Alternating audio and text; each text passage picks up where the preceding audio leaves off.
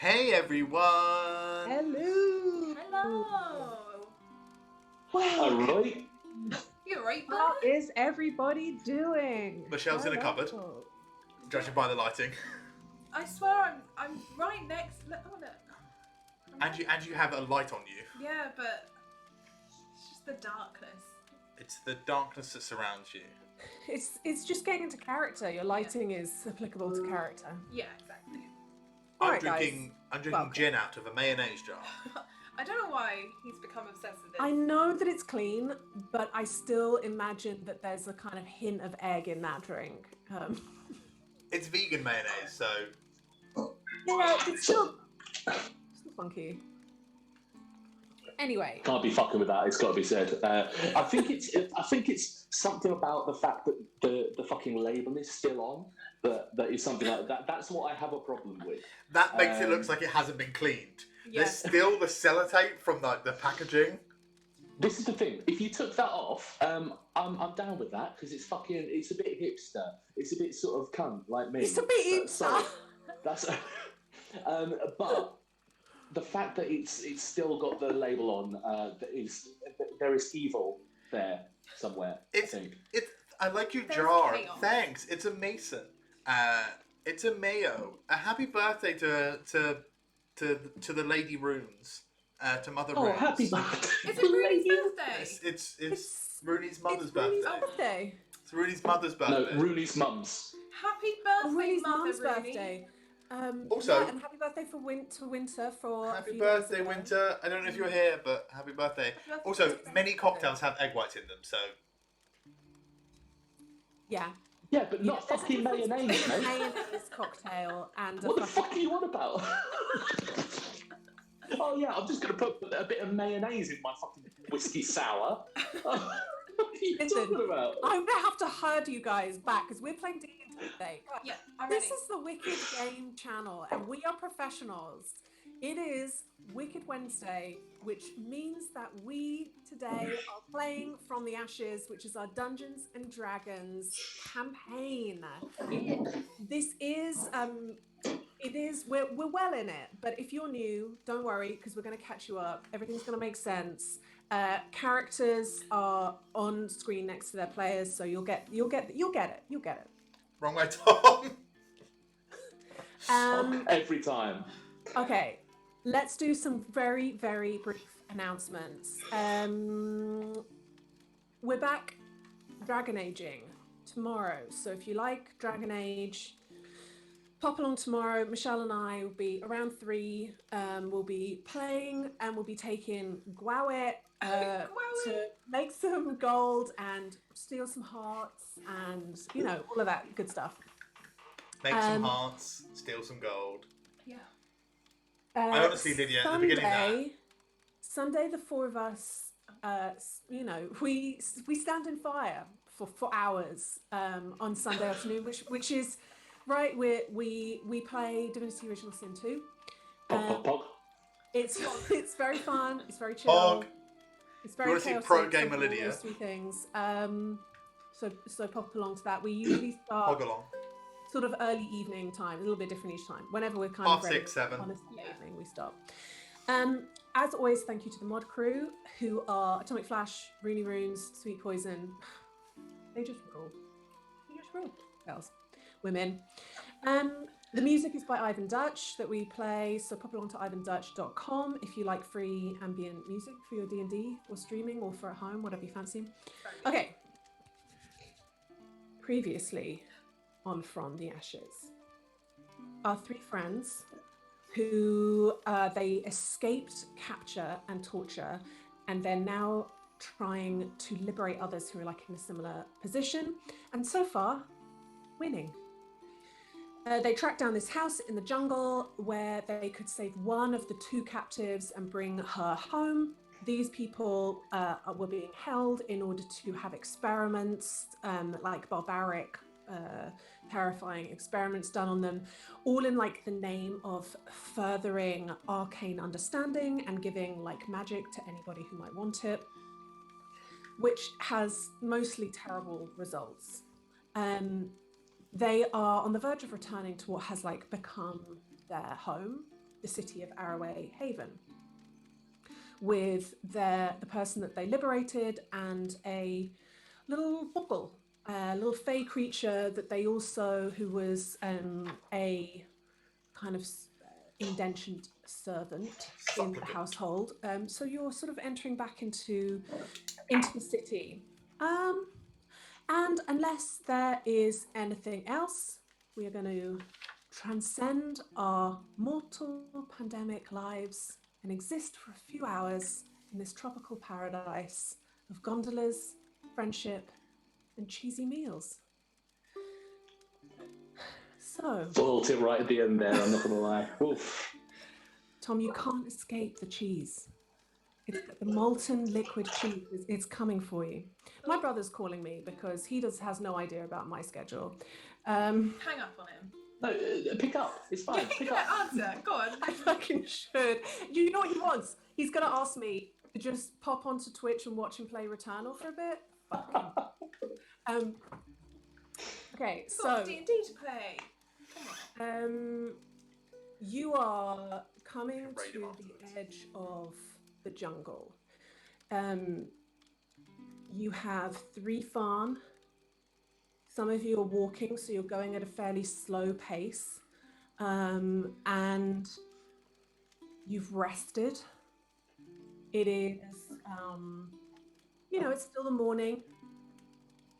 And sort of gently talking to each other and getting better acquainted with the boggle and their strange kind of history. Can I just double check the boggle's name? Is it Balian? Balian, yeah. Okay. I've written it down right. I should make sure. Like a fancy balloon. Balian.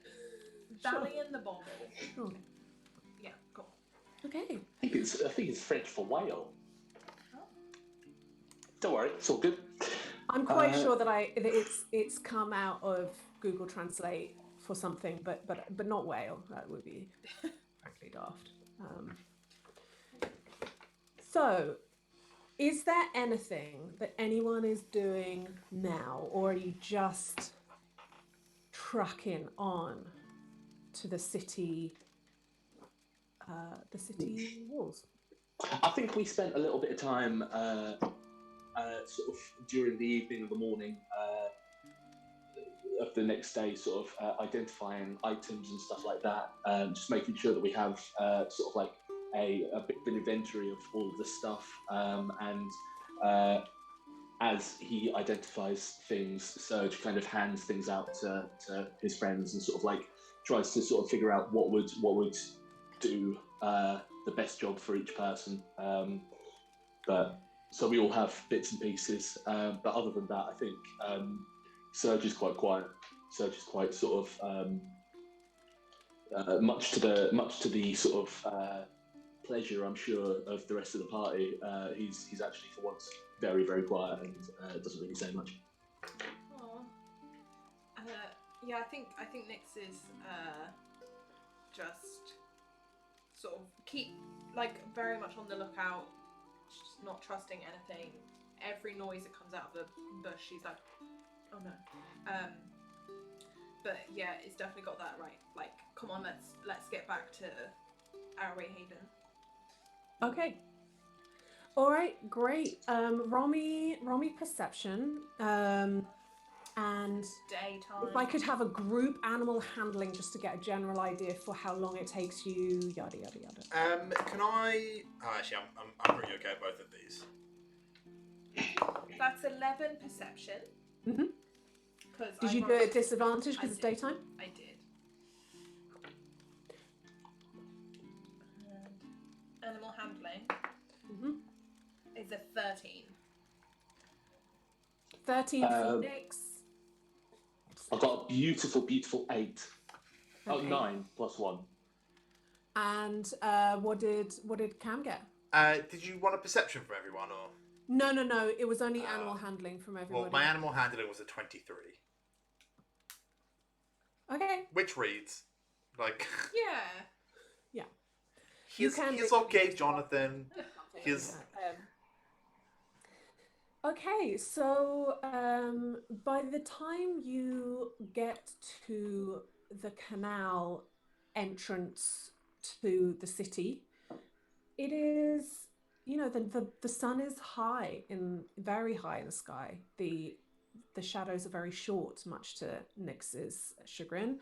And your gondola is, of course, tethered up where it where you left it. And you'll hop in. It's a little bit of a squeeze with everybody, but you can all get in. Where are you going? Well, that's a good point. Where do we go? Did we pass the place where we split off from Dina and Kerma? Yeah. We passed. Did we see any sign of them or anything? I guess not. No. No. That would have been fucking wild had Lydia not mentioned that. You said that then, and she was like, "Yeah, you saw them 2 days ago." No, What? she was like, I know. you seen tracks that they've come back or something. I don't know. Yeah, I just thought it'd be funny if Lydia was working against us. I know. Oh my goodness, I've forgotten her name. Is it Hannah? Mm-hmm. Hannah doesn't feel safe being in the city, but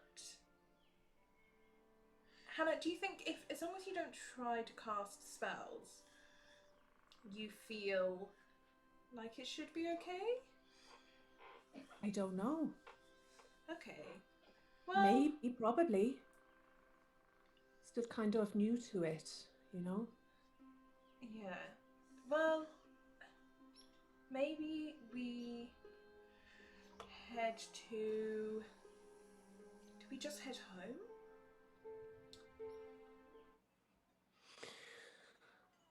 I guess. All right, where's your home? Oh, we live... is there like a road name I could give? There is, yeah. You mean you don't remember the name of the road that you live on? I thought we lived on a canal. No. You do, but the canals are street names. Yeah. Michelle, I can't believe you don't know them. This is bad form, mate. I'm so sorry, I'm laying over my arm. This is Sorry, Tom, just enlighten her. Just quickly enlighten her as to what your street name is. Yeah, please, Tom. No, to be fair, I think she needs to wait until she remembers herself. Right, This is on her. This is on her. To be fair. That is teaching by humiliation. Yeah, it's called Hiskodol Way. Hiskodol Way. Hiskodol. Hiskodol. Cysgodol. Hiskodol. Way. Hiskodol. Hiskodol. Hiskodol meaning shade in Greek. I think. Oh, I'm now not really sure about that, but I think it means shade because the actual street itself, because the beach is really high, the street itself is kind of shady. Not shady like shady, but shady like in the shade. Fuck me. Okay. Yeah, we live there. Hannah. All right. Nice part of town, that's fancy. Yeah. Oh, do we? Oh goodness, I'm dithering now. I'm doubting whether we should bring you there. He's okay. He's fancy. He's real fancy, but he's not like we bought the place. We stay with a friend. He's like Boro. You're borrowing a place? What are you, squatters? No. We pay. We're more like we're renting. It's like we're renting a place. He's like borrowed to trade. He's paid to borrow. I'm I not think sure that works. I'd be interested to see. I used to have a house, of course, but I don't know. Maybe it's Oh goodness, yeah. What's going to happen to like your stuff? Well, we don't know. We don't know if you're. I locked it all up tight, but you know what people are like. Yeah, maybe we'll have to go visit it. But look, I think let's get home, get settled. Yeah, I'm not gonna lie. This is gonna sound very vain for somebody that's been in a hole for a long time, but I don't think I look very pretty for Kath. She'd probably scream if she saw me right now. Well, I don't think she screamed, but I don't think, and please don't take this the wrong way, I don't think she would necessarily love seeing you this way. She wouldn't love me? No, That's a very cruel thing to say. No, I don't know. I'm not doing very well right now. No, I mean, if someone I cared about looked injured and like they'd not been looked after very well, I wouldn't like it. So, you know, All right. I'm just saying if we get you home and we can get you rested and I can take a look at your foot again. Yeah. Does anybody have a comb? Because a bit out of hand, isn't it? Like, her hair is like, it's sort of, there have been a number of times when you've, like, on the way home where her hair has got caught in brambles and she's just like, because it sort of drags behind her a little bit. It's longer than she is tall, and it's fucking got loads of leaves and shit all in the bottom, like, bits that are dragging behind her. Liz, can I check to see what flowers are about? Yeah, roll nature. Perception. Off. Survival. I'm looking for a thorned stemmed flower akin to a rose. Oh, we should have gone and picked up your rose. Perception. Perception 15. You see a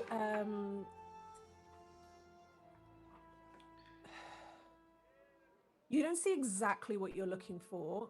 Would you prefer something thorny, or would you prefer a flower? I think the intention is to find something. He doesn't know plants that well, but he remembers what a rose looks like. So I think he's looking for a rose's flower head, expecting the stem to. You find a kind of window box on one of the main thoroughfares that has quite a lot of like iris looking flowers. That's the kind of best that you can do. I think he's going to go. Cam has the intention to pick one and use the thorny stem as a comb. As a what? As a comb. He's going to get close to the flowers and go. All my skin is immediately on edge at the thought of somebody dragging a flower through my. He's gonna go up to the flowers and then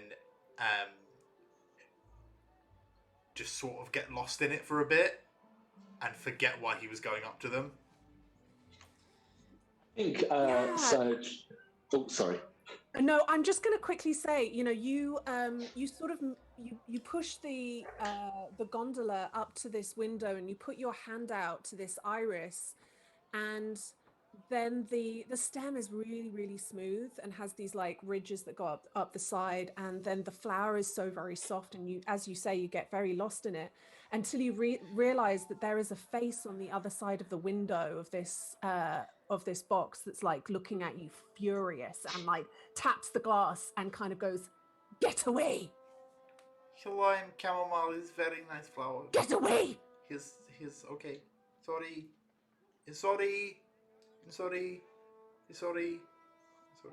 On our ship list. And away I goes. think. Serge, what were you gonna say? I think Serge just starts to kind of like he doesn't have hair per se, but he kind of starts to like try and smooth it out as much as possible, get it in, and get in some of the tangles and stuff like that. Roll a sleight of hand, please. Whilst he does that, he's casting prestidigitation to get some of cute. the sort of like tangles and like clumps and stuff out. But Very I will cute. But do roll a sleight of hand just for the fun of it. That's cute. Cool. I mean, hairdresser right here. That's a 17. It's 15 plus 2. I'll say this, like, there's a second when you put your hands in and they get kind of tangled, and then this moment happens as you're doing it, and the spell naturally comes out of it, and for a second her like ridiculous amounts of blonde hair momentarily turn a kind of turquoise color, and you, just for a moment, you remember braiding your mother's hair and the magic that is coming out of your hands and into the thing. You just immediately remember, and you do her hair into this extraordinarily like we're we're in that scene of, is it Tangled? Where suddenly her massive amounts of hair is like this ridiculous, beautiful braid. And she's Mother like, knows best. fucking hell, that's really good, isn't it? I think the whole time Lydia, the whole time Serge has just been absent-mindedly kind of humming the lullaby and sort of says, it's I mean it's been a while, so sorry if it's too loose or too tight, but you've got nice hair. She puts her very tiny, frail hand on your arm and says, "It's great, thank you so much." And if you're going home, I'd say, I don't know how long that kind of hair braiding takes, but it's a little while. So you just as you're putting the final 17 hours. you're about to fucking lap the city. You are at the doorstep of your home. Just as we go in,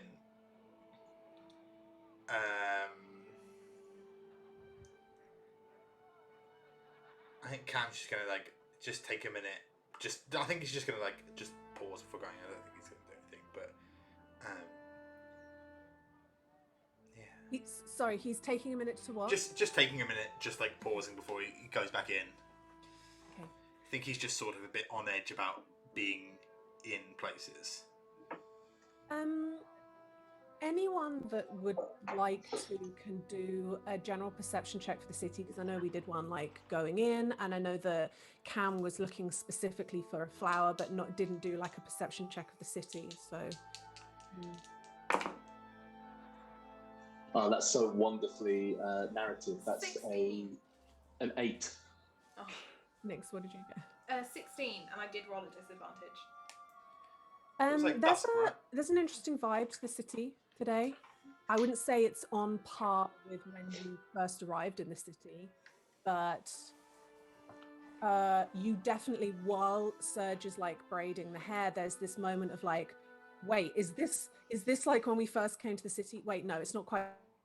But you do look around, and there are certainly, you go past certain areas, and there are people who have the food market areas, where the markets are kind of open to the canal side, and you see that there's not quite so much jovial bantering going on, and there's quite a lot of the people, the people selling are a little bit more subdued, and you just see that they're often glancing they're just a little on edge and kind of glancing around to make sure that they always know what's going on around them. So yeah, you've sort of picked up that vibe a little bit. You're standing outside your house.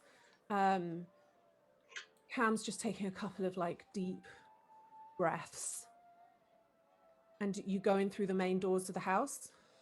Yeah, I think Nyx is sort of taken charge a little bit, and kind of doing that right, we need to get you in, need to get you so you can have a bath and get you cleaned up properly so I can take a look at this foot, and we need to tell Marla that what's happened. So yeah, Nyx is in that sort of mode of not We've got really... a to-do list. Let's yeah, get on yeah. with it. Let me do this thing. So yeah, she's probably leading the way. So you step in first. I'd say probably Serge is behind you and Cam's behind Serge, into that beautifully appointed main hallway. To the right hand side is the parlor area, which is sometimes also the dining area that you have eaten, where you have listened to stories that Marla has told you. It is the main kind of hangout area, and further on down and to the left is the door that connects to your tower. And you see that Marla's in the parlor and seated and kind of in front of her, and with his back to you is a figure with a hat and a feather in the hat who's just talking to her, and his tanned hands are holding her paw and talking softly to her. And she sort of sees over your shoulder. Oh, do you want to try and listen? Yeah, I'm snooping. Yeah. All Yeah. right. Give us a very. You'll only get a tiny snippet if you roll really, really well. But give us a little perception. 17.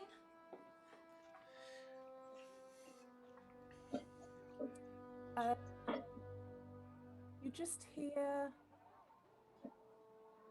I'll do what I can, Mammal? Mammal. And she sees you enter over his shoulder and immediately starts to like stand and say, Bez, these are the people who took the tower I was telling you about. Please let me introduce Nyx, and this one is Serge, and this one is Chamomile, and Hello, I'm this Chamomile. one I absolutely don't know at all. Sorry, this and- is Hannah. She's just going to be staying with us for a little bit. I hope that's okay. She needs some. I'm sort of taking care of her. I hope that's okay. She needs my medical attention. The man stands and turns. He has a red shirt on and black leather trousers and this black brimmed hat with a feather. He has black tousled hair. He has tanned skin. He's very handsome, but he has this scar across his face. And he turns and looks, and he is immediately, his eyes are fixed on Serge, and his mouth just drops open. Nyx, you recognize him from the memory that you had that belonged to Serge. Cam's gonna stand in front of Serge. He steps forward and is abruptly like looking directly like at you. In fact, probably a little bit up into your eyes. Hello, I'm Chamomile. This is my friend. You know him? Me? No, you know Serge. He gently and looking you in the eye attempts to just gently push you to one side with a look of great gravity in his eyes. I think he'll move. He'll just like keep a hand on Serge because obviously Cam doesn't know any of the stuff that. Of course Nikki he doesn't, knows. yeah. And that hand extends out and lays kind of trembling on top of your shoulder and goes, I don't believe it. Can it really be you? I'm sorry. Do I know you?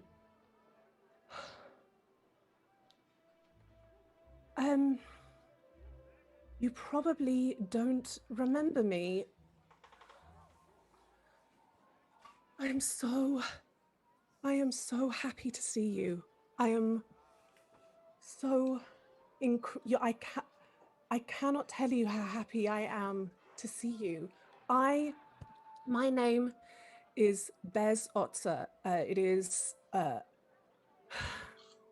I have so much to tell you. Mamo, this is the boy. Mamo. And he kind of turns around and she's like, oh, well, this really changes things. We're going to need more tea. And immediately, like, there is kind of a little shuffle in the room, and he's treating you like this precious object, and he really can't take his eyes off you at all. And he's just going, my God, you're a man now. Please sit down. Let me explain this. A long time ago, wait, how should I have a band of friends called the Sons of Salt. And we try and help people who are beset by dangerous creatures. And one night, a long time ago, I was hot on the heels of a band of brigands who chase down. They are the opposite to our ethics. They chase down and hunt creatures in order to sell the harvested materials with no care for the danger they put people's lives in. And we were trying to stop them while they were chasing a creature, and that creature attacked you and your home and your family. I thought that all was lost, but when I opened the creature up, there was this boy whose heart was still beating. And so I took you to a healer.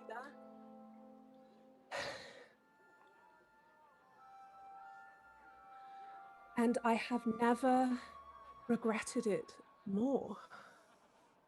Never regretted anything so much in my whole life, because knowing that you had survived, I went back to the farmhouse, and they had survived too. And I immediately turned the ship around to come and get you. You were in Wetu, but you had already been transferred to an orphanage. I told them that your family was all dead. And when I went to the orphanage, they said you had been adopted by a caring, fatherly gnome who had a wife at home and wanted a son, but did not have an address. And I felt terrible that I had separated you from your family. You say my parents, they're alive? Or... They are alive. I've been looking after them. I helped them set up again. I've got so much to tell you. They don't even live in the same place anymore. They're somewhere else, but there's so much. I can't wait to tell them that you're alive. Finnick and Mirgan have not a day has gone by when your name hasn't been spoken in that household. They miss you so much. I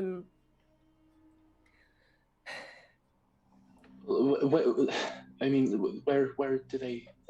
In the waters of northern Telespia, they moved because I know you were sort of off the shores of Wetu before, and now I gave them startup money because they had nothing, and I had ruined their lives by taking their son away. So I helped them start over anew, and so they have now. I'll let them explain, but Wait, what do you mean you let? Are you? Well, I don't know. Do you want to? Should I bring them, or what? How do you? I sort of during all of this, it's just been absolutely fucking mind blowing, and I don't think Serge knows what to do with himself. I think he sort of at this point he sort of looks over to Nix and to Cam and sort of like kind of questions it without questioning it. Do you know what I mean? Like sort of it's that kind of. I mean. Should he? Like, should he tell them to come here? I don't know. You know, I've been sort of. Can Nix give him an ocular pat down and like an insight check of? Of course. He's a fucking liar. He's lying. You're not He's my another one of mother. them. Oh, that was terrible. That was a 9, which is bad for me.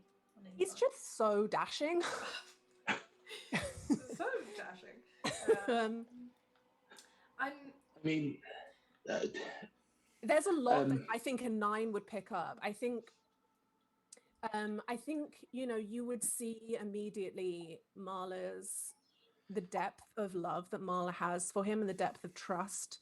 That it's sort of, you're remembering the story that she told of rescuing this boy from a pirate ship who was riddled with guilt about doing bad things and wanting to make something better of himself and creating the Sons of Salt. She's told this story to you already, and here is this kind of mythic person that she was talking about, and she does look at him like a beloved son. And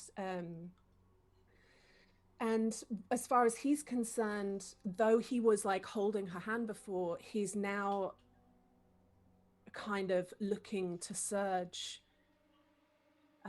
so focused on Serge. This is very creepy. I'm so sorry about the music. I always forget. I mean, this is what is happening in Serge's head right now. It's just lots of dramatic strings. I never do poor Ivan's music justice. It's always the wrong bit of music at the wrong time. He is just very like, he's totally leaned in. He's got his like elbows on his knees, and he's sort of like wanting to hold Serge's hand. Like he feels there's this weird closeness that he wants to feel with Serge that Serge doesn't feel. So he doesn't fucking know this guy at all.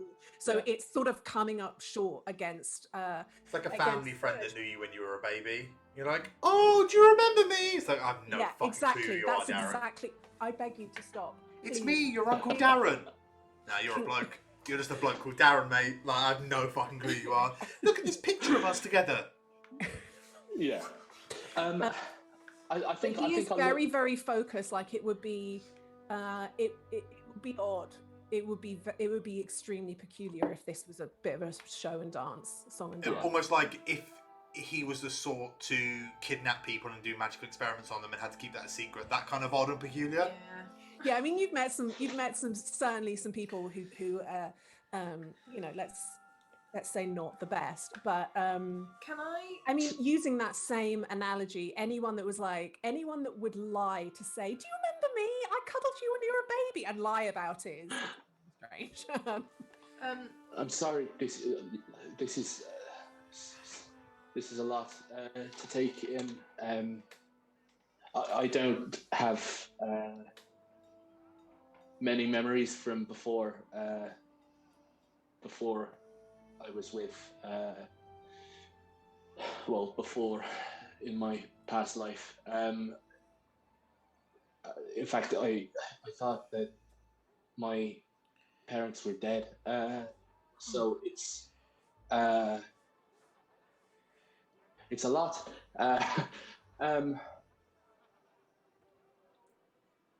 Can I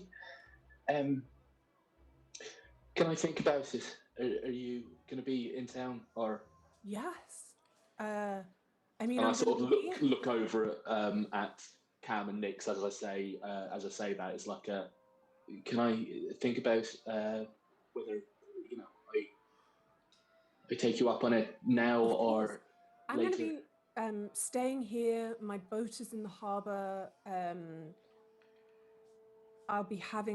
I'm thinking, Mama, I was having dinner tonight. I didn't ask you, but I assumed it was right. She goes, oh yeah. And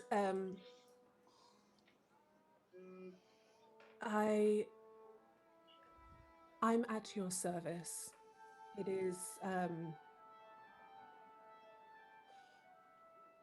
a great weight is lifted today. This is a happy thing. Thank you so much for everything that you've done. No, please don't thank me. But what I can do is perhaps fill you in. I actually know your parents really well. I visit them all the time. They've become a kind of good friends. They're wonderful, wonderful people. Yeah, I'd like that. I'd like that a lot.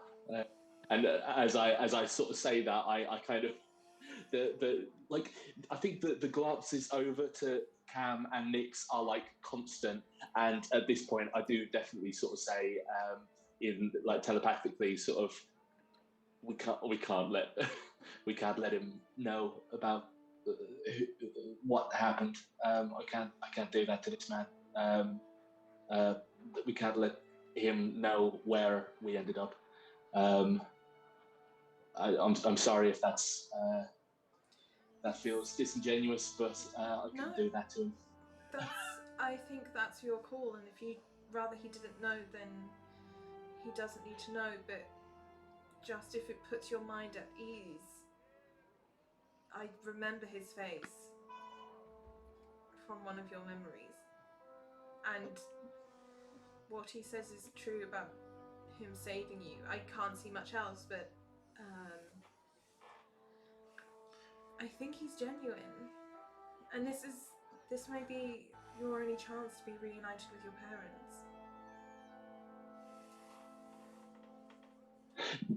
Noticing how long we've been sort of chatting in our heads, I sort of go,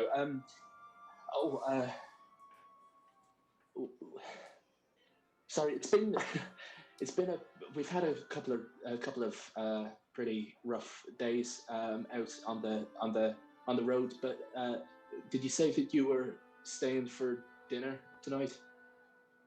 Look, I was going to have dinner with Mama, and then actually my friends and I were going to go out tonight. There is a gig, a musical gig that we were interested in seeing. So I mean, it seems if any of you wanted to go out,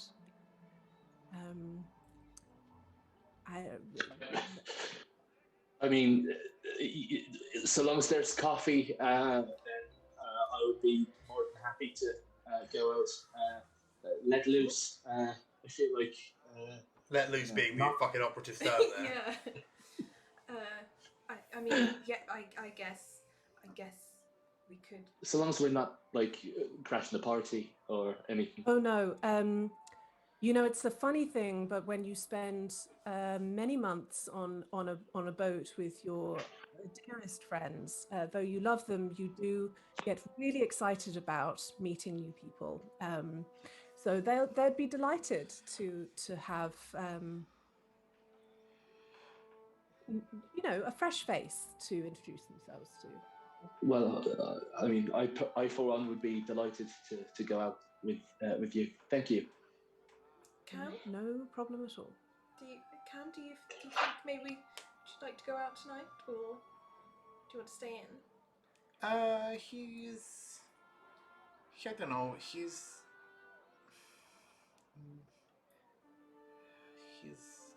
I don't know.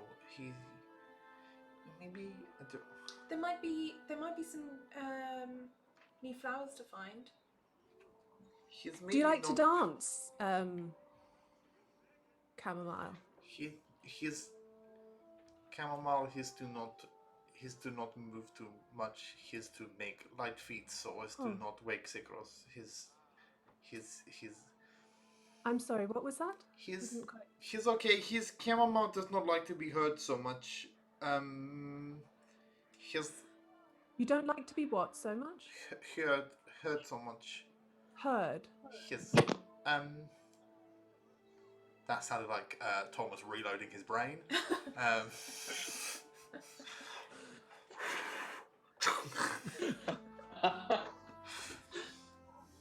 He's maybe you go to the musics and chamomile not go. He's okay. He's okay. Chamomile wants his friends to have fun. He's okay. Why? But the day is young. Maybe we reconvene later over dinner.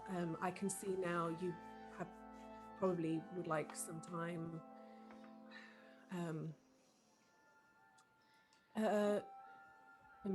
I think Mamo has some things that she would like to tell you as well. Let me, and he sort of stands up and starts like refreshing everybody's cup with like whatever it was that you had kind of wanted. So if you've got a cup of milk, he refreshes the milk. If you've got a tea, then he refreshes the tea. Is Hannah with us? Pardon me? Is Hannah with us? Yeah, she's She has got through about 4 or 5 cups of tea, which she spooned a lot of sugar. Oh, okay. As long as she's happy, like sipping on tea. You've been at a friend's house and they just fully not introduce you to everyone, but they just walked into like the back garden and you're just like, oh fuck. And then it's that full on like. You got left in the kitchen. They're like, yes. So like Tracy had a baby with Kevin, and then Kevin's gone and left her for Stacey. Now she's stuck with the baby, and he won't pay any child support. You're like, I'm Dan's friend. Yeah. Who are you? Marla is tucking into a drink, and she puts the cup down. And the city has been busy since you are away. Yes, everyone seems a little bit on edge. What's happened? It has been a fraught few days.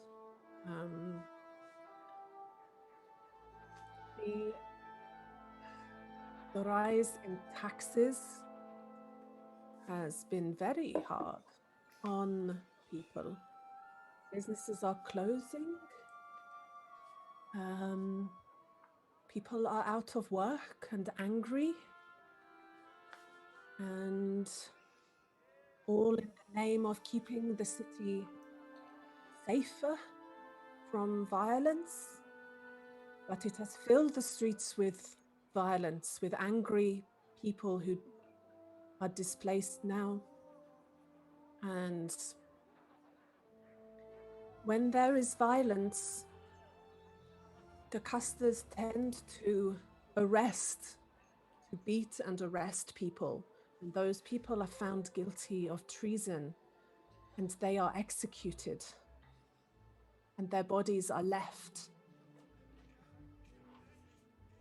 as a sign to others not to go against the rule of Saver Barg. How many have been if taken you have so the far? stomach for it, I could show you. Or to make it even worse, they have taken the bodies of poor Sylvie and Marcos and displayed them along with all the other people they consider traitors.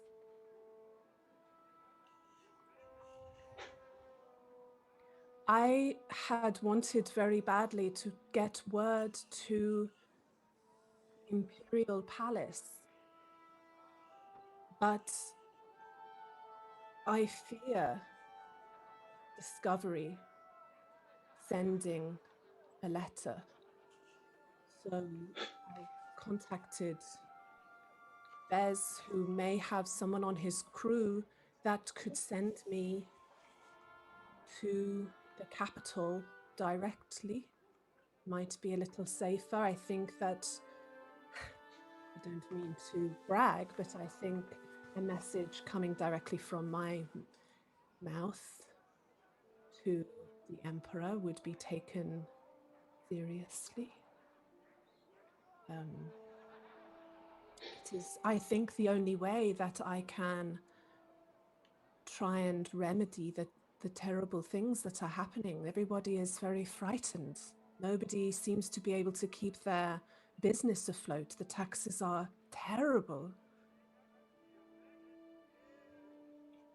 And all the while, people preach in the streets about how propaganda, how much better we are now, how much safer we are now, how Saver has saved us, how much better she is than the treacherous Sylvia. Where has Saver been throughout all of this? Has she been present? She is in the Pale Manor. She has been on a recruitment drive for custers, for new custodians for the city. Where is she getting these custards from? Well, there are a lot of people now who have lost their businesses and don't know what to do themselves. They sell their properties at a very low price. Saver is very rich, and so a lot of them get sold to her. And then they take a job as a custer. So she's recruiting her own personal army. That is certainly the way that I look at it. Having spoken to my trusted friends in this city, some of them believe me to be a little bit of a pessimist in this regard, but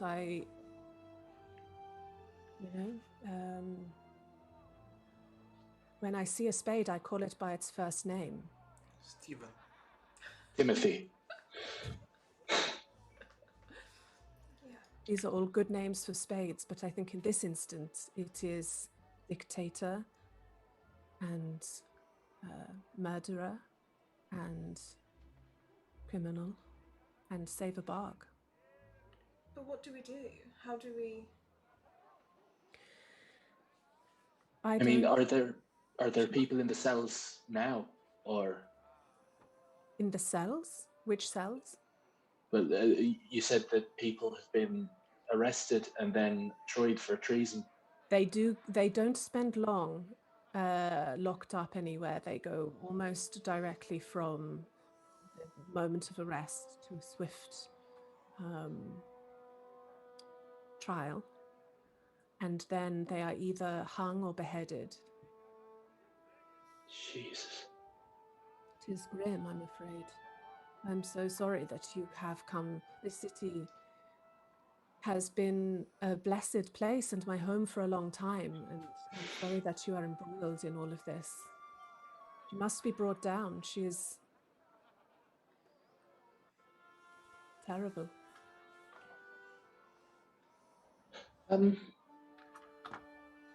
Speaking of how terrible she is, am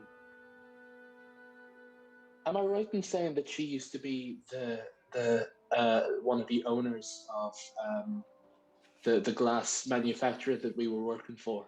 She started many businesses, many. She one of them was glass. She earned a great deal of money in that. I have done a little bit more digging as well with my friends, and apparently, she is much older than she seems to be, which is odd because she appears to be a human. But she also has contacts in Wetu, which is, I don't know if you know, but it's the city that's the capital city, and it's a little way over. And she has many businesses, but she was also involved in a lot of the merchant seafaring that comes into both our port and also Wetu's. So she has garnered a great deal of money because she conquered the glass business here, and she has an absolute stranglehold on any exports and imports to both this city and Wetu. And I believe, though I don't know this for sure, but I believe that she has a controlling influence on the Pro Council of Wetu, which is very big. It is worth thinking that maybe what is happening here is also happening in Wetu. So, sorry, where is Wetu? Is Wetu where we came from? Not really. Oh, it was further down. But Marcus was coming from Wetu. That was it. It is. It's the capital of Telespia, isn't it? It is. Okay, cool. Tom. Love it.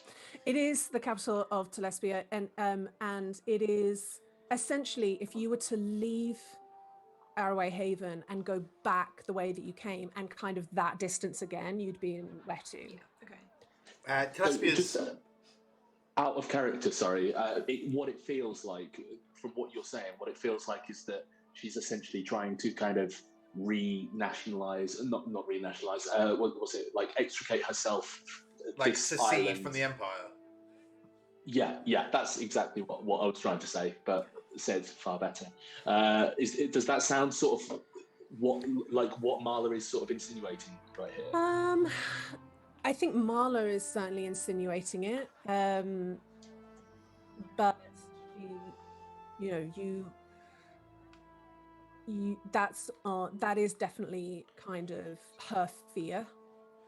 Okay. She hasn't spoken yet about there being any difficulties with travel or with anything like that. But I think it's an assumption that anybody with that kind of mind might make.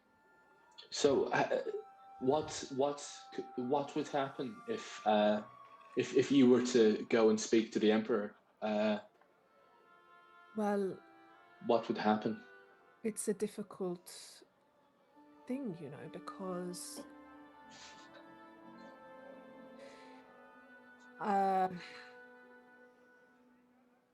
the proconsul is traditionally a position that is voted in, not a position of nobility. It is voted in by the people. And Sylvia had been voted many, many years before Saver poisoned her name.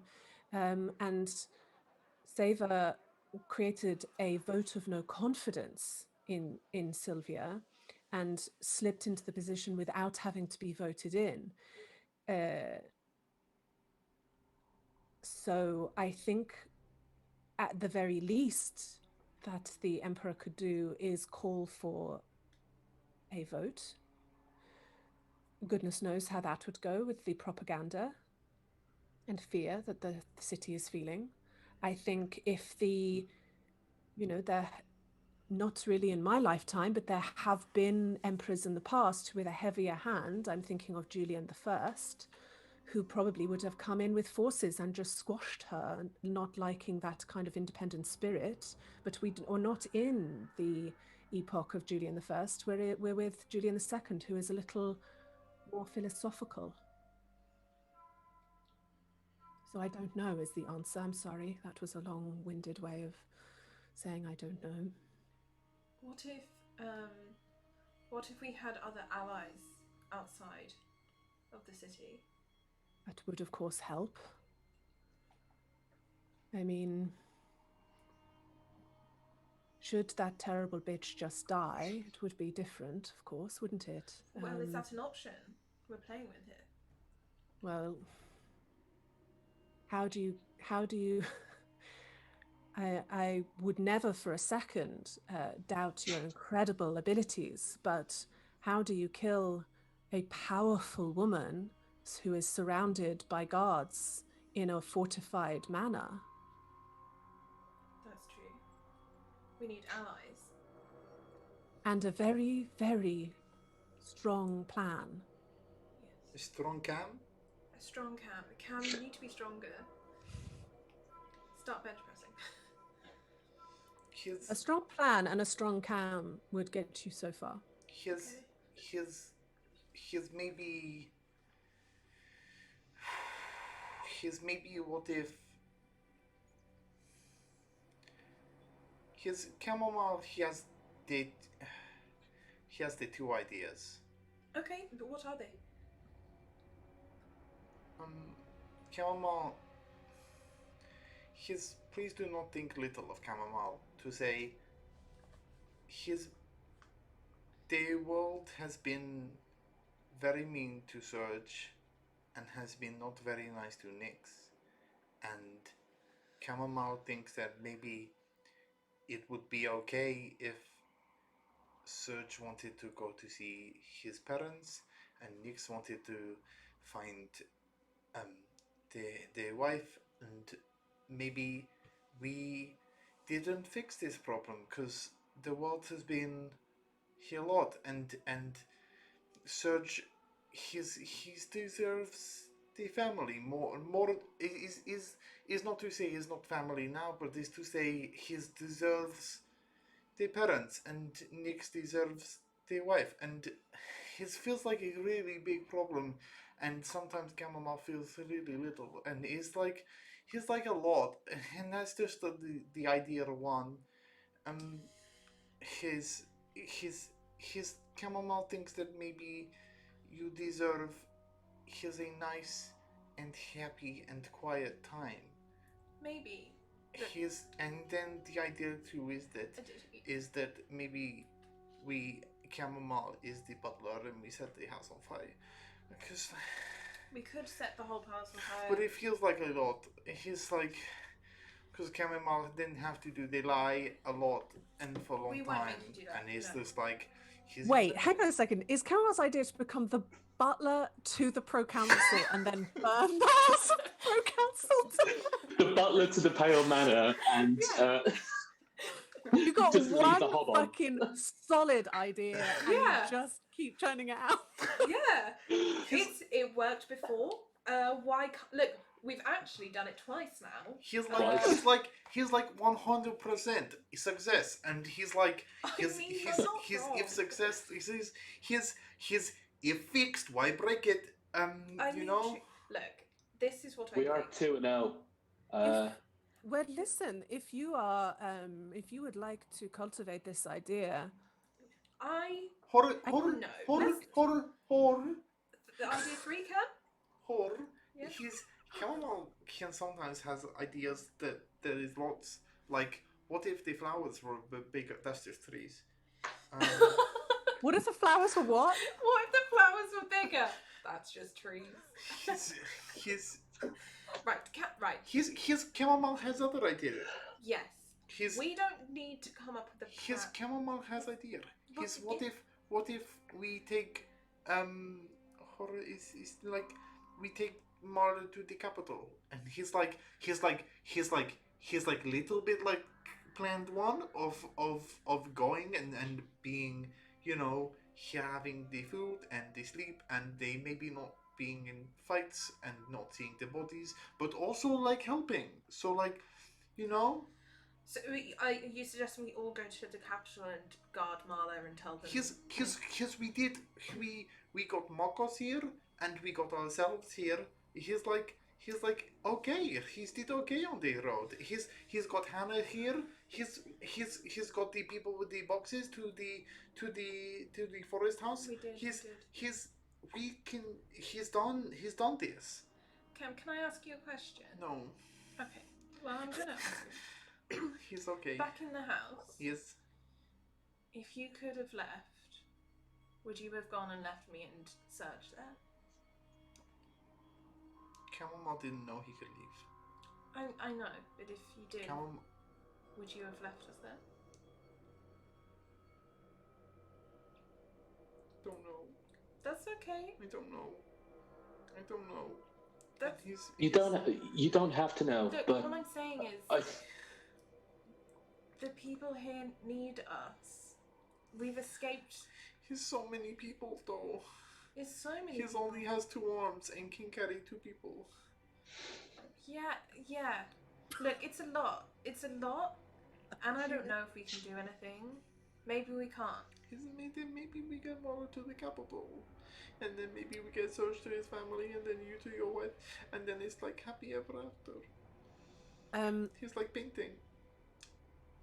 Marla's been spreading a piece of bread and like hands it to. She's too far away to hand it directly to Chamomile, but she hands it to Bez, who hands it to you, and she just goes, "I think you need to eat something. Have a bit of. I know you don't eat sweets, but have a piece of bread." Yes, we need to eat, Cam. Please don't eat Cam. Sorry, what? I said please don't eat Cam. It's I- like joke. Oh, okay. I'm sorry. I'm just making jokes. I'm sorry. Cam, I appreciate everything that you've said, and He said a I lot. completely understand the we have been through a fucking lot already. But I personally, I think Nix is right. This feels like a whole city in exactly the same situation as we were. They're helpless. They're being oppressed and contained, and there's not any way for them to get out of this. I feel like we've done it once. Well, we've done it twice now.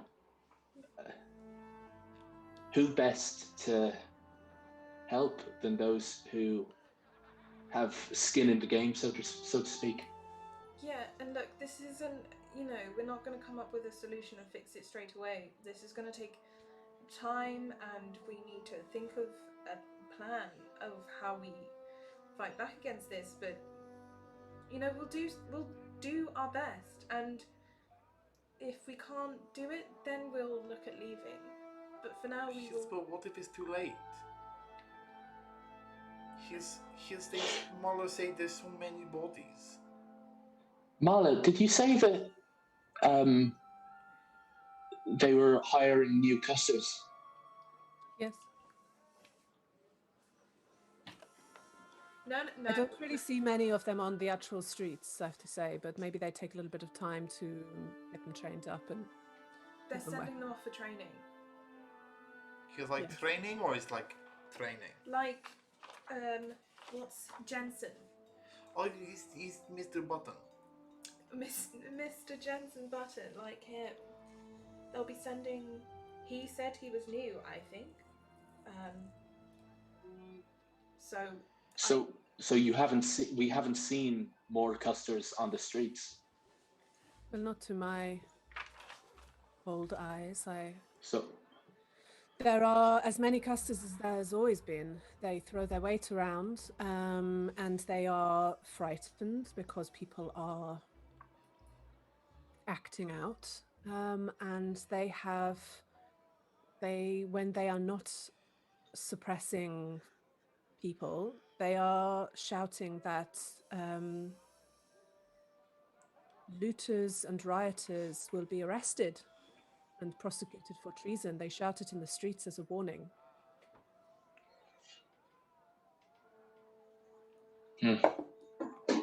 Do you have any ideas about what we can do to help? Because I'm all for it. I mean, I could certainly help strategize, but I was thinking of my plan was to address the emperor and I think that's the physical work to those who are more. But I think you have already spoken of plans of subterfuge. Oh goodness, that was hard to say. But subterfuge and trying to. I know there are organizations in the city that work in a more underground kind of way, that they may well have plans of, in a similar fashion, of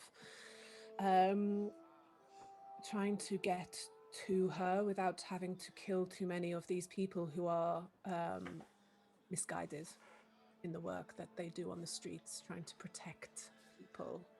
Yeah. Nix, didn't you say you'd spoken to someone who was a little bit more in the shadows? Yes. Yes. I believe I may have sort of rudely asked her to leave. But she seems like someone who would be a good ally, and I feel like I do maybe owe her a bit of an apology. Do you know what she was called? I don't know how we'd go about finding her. But I do know what she's called. I have a feeling Marla probably knows her. Whilst you have a little think about, I know you've got good passive was. perception. 1 second, I know that Nix has good passive perception. Bez is suddenly like looking at you, not pointedly, not saying something, but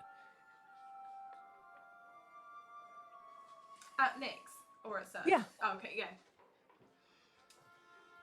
his demeanor's just suddenly changed as you go, I do know her name, and he goes, Yes, I Well, I know a name she gave me, and I will find that name. Here's Miss Mara. Remy.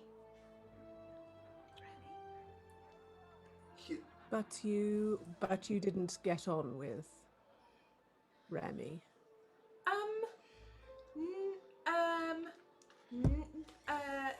No, she sort of saved our life, and then That sounds like her.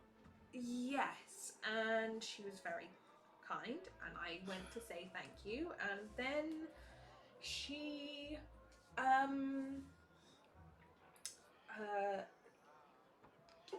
I was we were new to the city. Serge was unconscious, and I was trying to survive, and she may have spooked me a little, and I told her never to speak to me again. I'm not. I don't usually do much talking because I tend to say the wrong thing. I feel like I'm saying the wrong thing now, so I'm just gonna stop. I'm absolutely delighted at the thought of that. Very. I'm quite sure she gets told it quite a lot, but good for her to get put in her place once in a while. Assuming that you know Remy. I do know Remy. Yes, we go way back. She's a good person. You probably got off on the wrong foot, but I would have paid at least 5 gold to have seen her expression when you told her never to speak to her again. That must have been grand, absolutely grand. Well, I'm glad you're getting some entertainment out of it. Is it safe to assume that she's like on our side, so to speak? She will. She would. She doesn't. She's a kind of. I know for a fact she put her life on the line in a second to save the city. She loves this place. It's the only city. It's the only home she's ever known. Is the canals of this city, and I want. If I'm going to be perfectly plain with you, I wanted to recruit her for the Sons of Salt, and she wouldn't leave her home. She loves it here too much. So I think this will hit her. What's happening here will be a gut punch for her. And okay, good. Not good that she's being punched in the gut by this, but it's good to know that she might be someone that we can speak to. Would you know how we would go about speaking to her? Because I feel like as long as and I look over at Marla and I say as long as we are all okay with agitating the situation slowly. Do you know how we would get in touch with her to see if we can help with that agitation? I could organise for a meeting tonight if you wanted to, or tomorrow. How do you two feel about that? I think talking to her is an excellent idea. The one thing I will say is I think we all need to be very careful.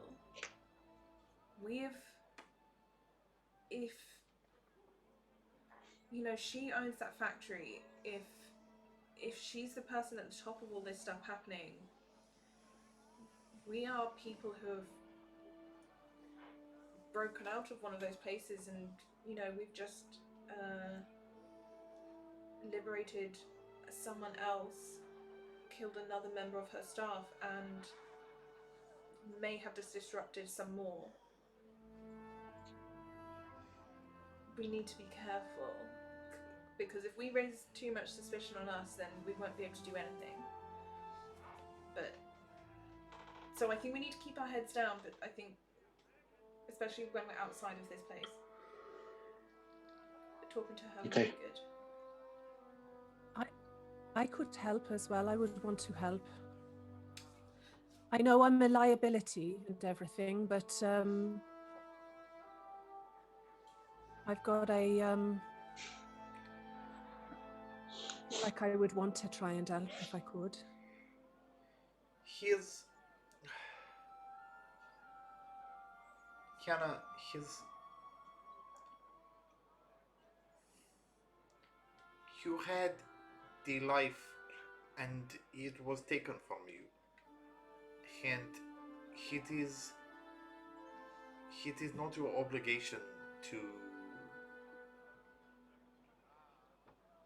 his maybe sometimes you don't always have to do good. Maybe sometimes you can just do nice, and the world is like a little better. And Yeah, this but I think I kind of, I was thinking quite a lot on the way today when we were walking, and I was thinking, am I just going to be somebody now who's like scared all the time that I got this power, but I'm scared of it? Am I just going to pretend like I don't have it? Or his am I going to try and do something with it? Am I going to try and harness it? And I was thinking, the best possible option is that, that I can do some good somehow, even if it's that you send me in like some kind of, weapon that goes his off, sends the old building up. his people. There's not weapons. You, Kiana, you need to look at me. You are not what the people they made you. You're Hannah. He's what if Yeah, but I'm not totally the old Hannah either, am I? you don't have to be, but what about your love? Yeah. Are you somebody who has it and doesn't grab hold of it? Or are Yeah, you that's someone true. who's going to make the most of that? His the world is so hard sometimes, and it's just nice to know that some people have. If everyone is fighting, what are they fighting for?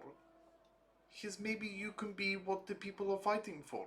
His a good and happy life. You deserve it. His Surge deserves it, and his Nyx deserves it.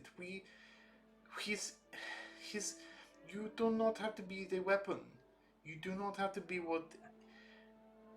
You can do what you want, but remember, you only got out like 2 days ago, and it's just a lot. And it's just like maybe don't make any big decisions like being a bomb. Oh, were you talking about being a bomb? Don't be a bomb. No, no, no. I Cam's don't really fine. know what a bomb is, but He's like I the was thinking I boom. could like well anyway, you're really right. You're very right, Cam, I think, but let's not completely rule out being both.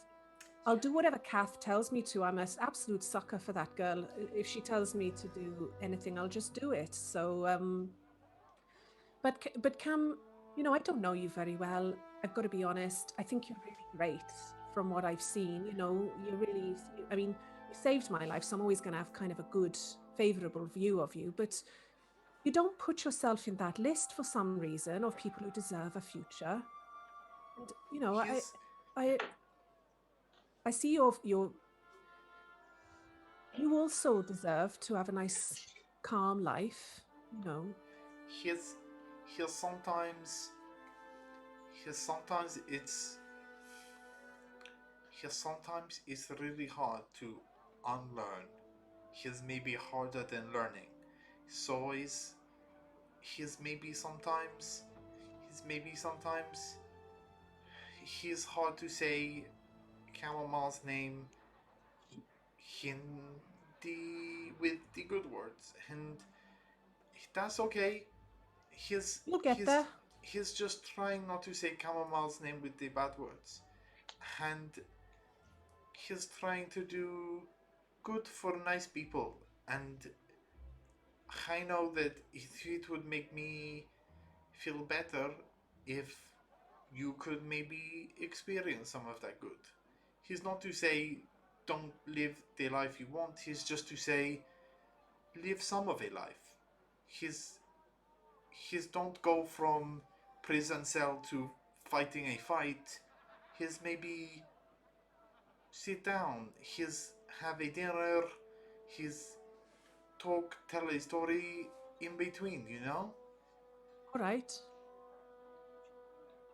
His remember what you have to live for. Yeah, no, that's true. You're saying we should. It's okay to fight, but it's also good to live. If you just fight for the fighting sake, then he's like he's like being he's the what's different. Yeah. His That's true. his the dogs and the wolves they do not fight to fight. They fight to survive, to protect their lives, the lives that they like to live. His Yeah. maybe I think that that's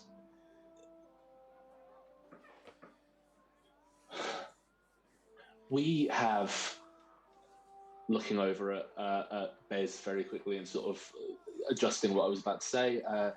We have gone through a lot, and if what we are assuming is correct, then this woman had a hand in that, and has a hand in uh, the continuance of these people suffering like we did.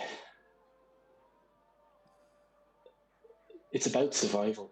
It's about stopping that.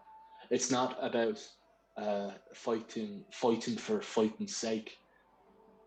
I I want nothing more than to have my job, and If you you still have guys, it. and being able to go out and have a drink with Bez and his crew. That's all I want. It really is. But I feel like when there are people out there that are sending custers into the hands of these people and killing people for protesting their rights as citizens, and stringing them up in the streets. That needs to be stopped. And I think fate is a cruel, cruel mistress for the pasts that we have had. But if there's anything that we can do with these, with the what has happened to us and what we've been through in the past, if there's anything that we can do with the powers that we have been given, to stop people from going through what we've gone through, then I feel like it's our place to help. It doesn't have to be though, Cam. It doesn't have to be. You don't have to. he's understand his his chamomile does not know how he does the change. His fate did not put us together. Sikros did.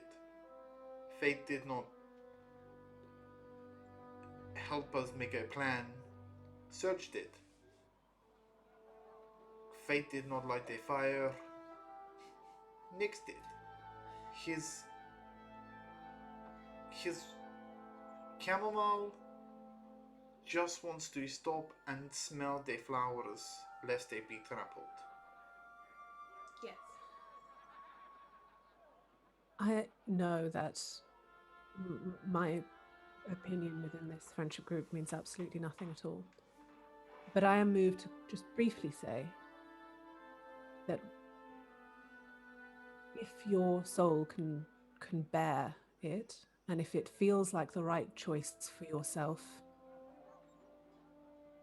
and if you are moved to fight, there is great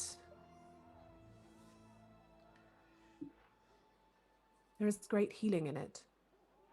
Speaking from experience, It was spilling the blood of evil people and saving lives is a great balm to my broken heart. And I don't know what you've been through. I don't know what trials you've been through and what leads you to wish for rest and beauty, which are admirable things to want in your life. Admirable. I can't stress that enough. For me, and for my dear friend Aoife and Damocus, all of my crew, we find balm and comfort in paving a path for people, for good people to live.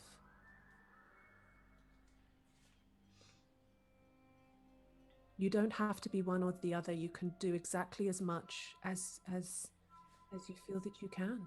And it already seems like you've done a great deal. If what I am deducing from this young halfling's experiences could have been. Not enough. Okay. Chamomile will let on, but he's the wish of Chamomile that his friends experience even but one night of rest or maybe music and dancing. His please his but one ask is to just maybe have a night to enjoy the freedom, because Chamomile has the flowers. His hand, Surge and Nyx maybe don't have the people yet. They will come. They will. Yes. Well, maybe one night with friends and maybe new friends. And we enjoy the night and then we fight again tomorrow.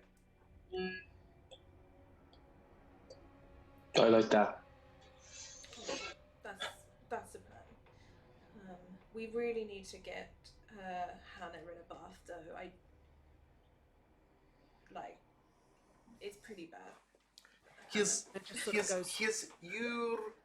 two of you, you two get the ready, and Chamomile will look after Hannah. Wait, you're not coming with us? No, Hannah's coming with us. Here's to the dancing.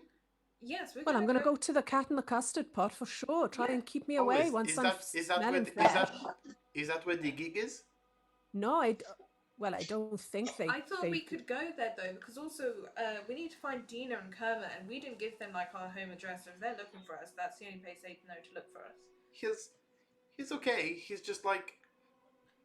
His Chamomile got confused for a second. He thought maybe there was some magical coincidence that you guys were going to a gig at the Cat and the Custard. So Chamomile before that thought that maybe he could take Hannah to the Cat and the Custard while you go to the gig.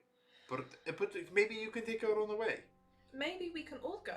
His Chamomile does not want to. Why do you not want to? He's just so much dancing and noise. Dancing and noise is fun though. He's not for Chamomile. Like it will be too much noise? His makes the skin itch. What, the noise? He's the dancing. Well, you don't have to do the dancing. And the noise is just like Chamomile can't talk. He's okay. His Chamomile is okay. He's like maybe some of the flowers they don't grow underwater. You know? Okay. You know? Well, maybe you come with us, and then you can, if it means you stay at the Cat and the Custard Pot, then you stay at the Cat and Custard Pot and keep an eye on Hannah, and maybe an eye on if Dina and Kerma come. How about that? I don't like the idea of going without you. His Chamomile is fine. What about me? What about Serge? He's so strong. Who? He's Nyx. He's so strong, and Serge, and they both so smart. And it's like I'm not fucking strong. No, we both have noodle arms. Yes, but he's not have to lift big box to dance. He's Oh, you do. no, It's- he's the big. no, he's has seen his Chamomile has seen the dance. Chamomile has watched the dance. Have you? How much Yes. dancing have you seen? He's like maybe once a year when Sikros come home and he's like all drunk and then he like sings the weird songs and then moves around the room and then he used to pick the dog up by the paws and he did not like it. And he's just like he's like he's like sweaty little body. He's like turn and then they swing the dog and then Chamomile he sit in the hallway and he think his poor dog. Okay, well, look, I don't remember a whole lot, but He's I feel not like because that's you not locked in dancing. the room. It's just Sikros is he's mean, but Oh, he's yes, I he's- know he's mean. he That's has- why I'm he very has- alive. he has Bez is just sitting there. Every time like there's a rest in the conversation, Bez tries to get up and then something else gets said and he sits down and then all this stuff comes He's like- out and he knows he shouldn't be there. Marla shuffled off ages ago and he's just stuck in this room with you guys going, who's Sikros? And don't worry about it. It's your you don't have to tell me anything. Sorry, but it I'm is gonna a lot. I have a bag on my boat that I'm gonna just bring to the room. I'm gonna leave you guys to it. It was an honor meeting you. He stands up and like bows Yes. to Chamomile would like to go and look at the flowers, and it's okay. He's maybe Chamomile pick you up when you are done dancing to make sure you get home safe. Here's what time and where. Here's Bears. He's Mr. Bears. This is just about to shut the door and goes, Here's where is the dancing and what time will it when will It's it an end? it's an establishment called the Soapbox. The soapbox? Here's where it is. please. It's sort of he describes it to you. Yeah. It's Here's the center of town. It's the Prince of Wales Street. oh god. Oh no, I'm not going. Here's and what time will you be done? Local jokes, guys. Local jokes. Local jokes. I couldn't possibly say. Oh. I'm not. You know, His there. his Surgeon Nicks could maybe do with a little more structure in their lives, and I think that maybe having a time would be really helpful.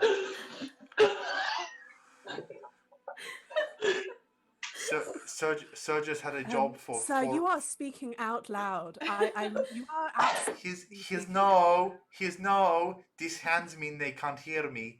His Sergius had a job for 8 days and has only been once, and he was late. Oh, shite. I think I'm going to go. Right. I should probably go and say my apologies to You're now squeezing through the door jam that he was trying to close and then opened again, and he's like, "Oh, okay." His Okay, chamomile will be there when you get out. Okay, right. Okay. And chamomile will make sure you all get home safe. Okay, well, this is all happening much later, Cam. We can make arrangements Yeah, later. no, he knows, but It is noon, and you know it's but his structure is good. There's a routine. I completely agree. I really His completely agree. chamomile has been in the city for how many days? Like 8 days? Well, you arrived, you spent about a week in the city, yeah, and then you left, and you've been like 5-6 days gone. So we've been here 2 weeks ish. Yeah. yeah. His chamomile has been here so long and has only looked at the flowers in passing. Do you want to go out now? Why don't you? He's okay. He's got to look after Hannah. Yes. Chamomile will take the gondola and take Serge to work because he Yes. cannot swim down the canal. Serge! Oh, if you do have a But you're gondola, Drive I wonder home. if you wouldn't mind taking me to the harbour. I can He's show you okay. the barn. He's I just know the get city on. quite well. He's get on the boat. Oh, we're all Um, going. Okay. Including Hannah. No, she Hannah, needs her foot. It hurts. I'm gonna sort Hannah out. Everyone's Like, so she angry needs at a me for mess. not understanding. Okay, let's go. You He's- guys go. I'm gonna stay with Hannah and He's get he's her cleaned up. he's searched to work. He's to the harbor. Do you want me to wait at the harbor for you, or you can come No, back no, yourself? no, no. I'll make my own way back. Okay. He's go. And he's gonna get on the gondola and take Serge to work, and then drop Baz off at the harbor. Bez, yeah. Baz. Bazza. Baz. You'll have fucking Zan coming round beating you with a stick if you call him Bez. She can fucking try. Okay, so it's a weird, like, kind of, you have to sort of go absolutely in the wrong direction to drop off Serge at work. But you come to that little, it's like the end of the canal, and you get a little bit of street, and then you see that door with the black horns sticking out of it. And the door is actually open, and you see a Cree pulling out like kind of instruments. He's like moving stuff out. No, he better not have. Agree. I'm back. I'm so sorry that I've been away for so long. What are you doing with that? I was closing up for the day. Oh, right. Okay. Wait. It's midday. Well, Rich coming from Serge. yes, it is. It is midday. I have a gig later on, and I was just gonna go and set up early with the band. And... Oh, wait. Are you at the soapbox tonight? Yes, that's it. No, we're gonna come see you. I didn't know it was you. Well, we were thinking about it, but if you don't want us to come, then No, it's all right. I mean, I don't know really how we got the gig, and I'm sure we'll be booed, but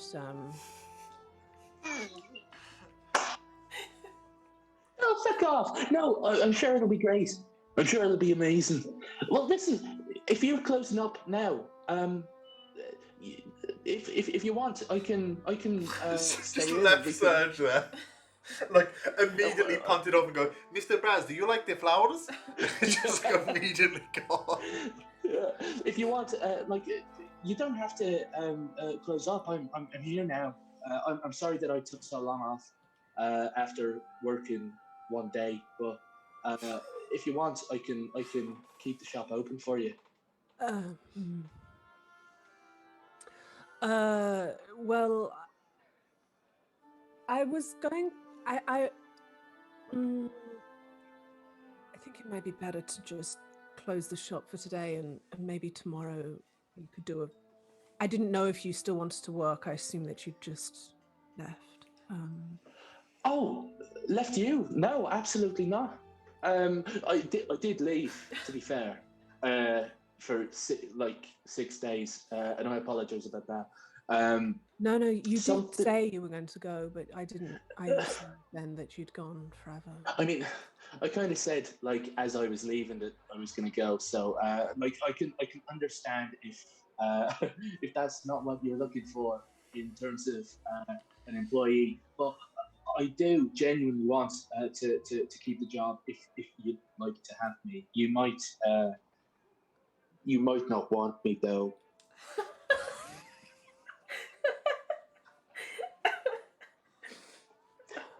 I mean, I'd understand if you hated me now.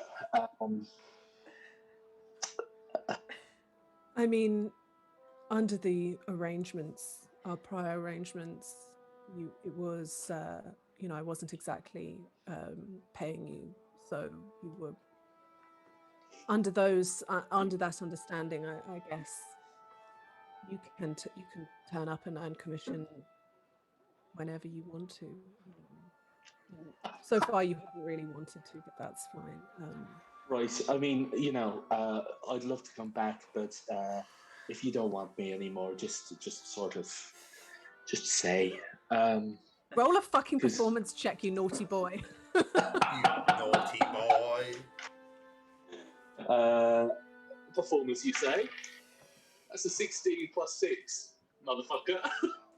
Bard. He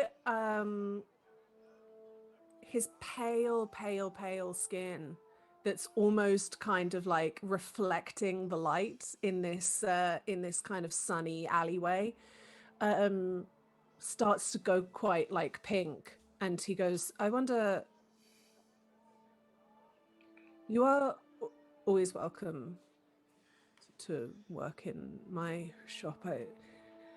Could you, he sort of like indicates, would you mind helping him with the boxes that he's like the instruments and boxes and stuff that he's got to, so for the rest of the band have told me I have to move everything, and Wait, hold on. The rest of your band have just gone like you're the caddy. yeah. Oh right. Well, yeah, I'll help you. He sort of Well, he starts handing like a what seems like a huge like box. He starts like, you know, when you take a massive box and start walking it over, but it's actually not overly heavy. He says, that's the cello, just be careful, it's precious. And hello, Mr. Cello. Grab it and sort of. His gondola was kind of like next to where Cam first parked. I don't know, has Cam left? Yeah, he went. Immediately. I mean, oh fuck, okay. All right. So you help him like instead of doing like a day or an afternoon in the shop, you sort of help him set up. We drop Put it him in on that. commission, eh? Very happy with that. Yeah, I know. You're not going to earn it much fucking commission busting instruments to the soapbox. Cam, you are sailing through the streets of Arroway with Bez, who is he takes you, he like moves you around, and he says,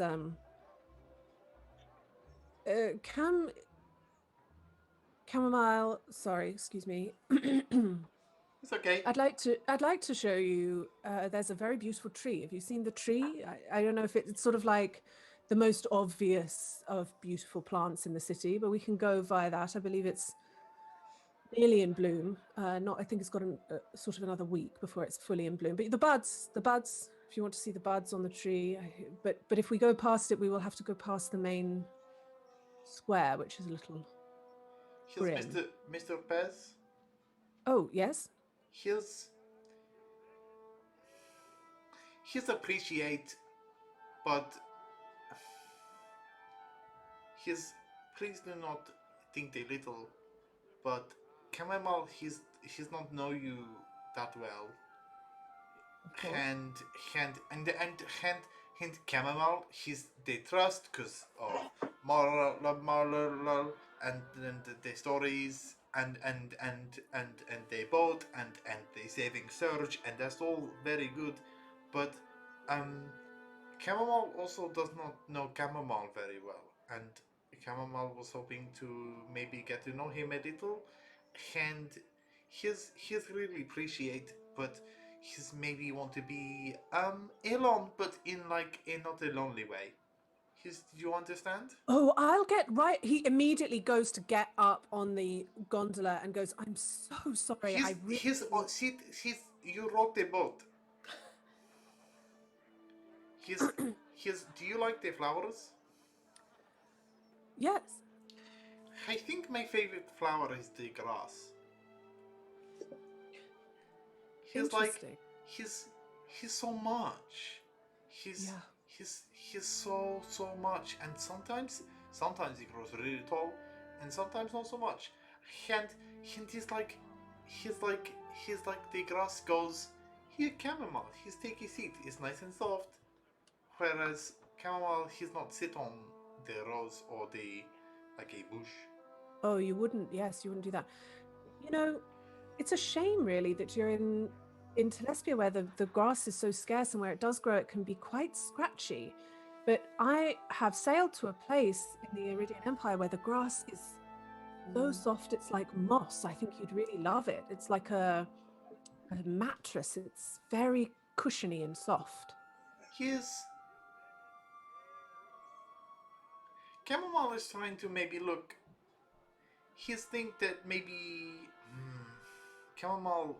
Chamomile will say nothing. Chamomile is a good boy and kind. Um, he's just think that maybe he's Nyx and Serge would say it, but Nyx maybe not. Oh my, I'm so lost. He's please. He's not like try to be mean. He's just want to say a little something. He's like Chamomile. He's not like world wise and he's like traveled like Mr. Bez, but he's maybe sometimes you're not here. Like in your shoes. He's like he's like He's very lovely to tell me about the very nice grass somewhere away, but Chamomile's just got here, and it's very lovely here too. And Chamomile is here, you know? I see. He's I understand. You're very wise. he's no he's just like he's been locked inside a long time, so it's just like it's only like what I can see and touch. And he's like he's really appreciate and maybe if we have a painting he's that I could see it would be really nice, but he's like his Chamomile feels like he's missed so much, and he sometimes when he tries to think about all that maybe he missed or or or or or or the stuff that maybe Serge has missed or the stuff that maybe Nyx has missed, I get a headache.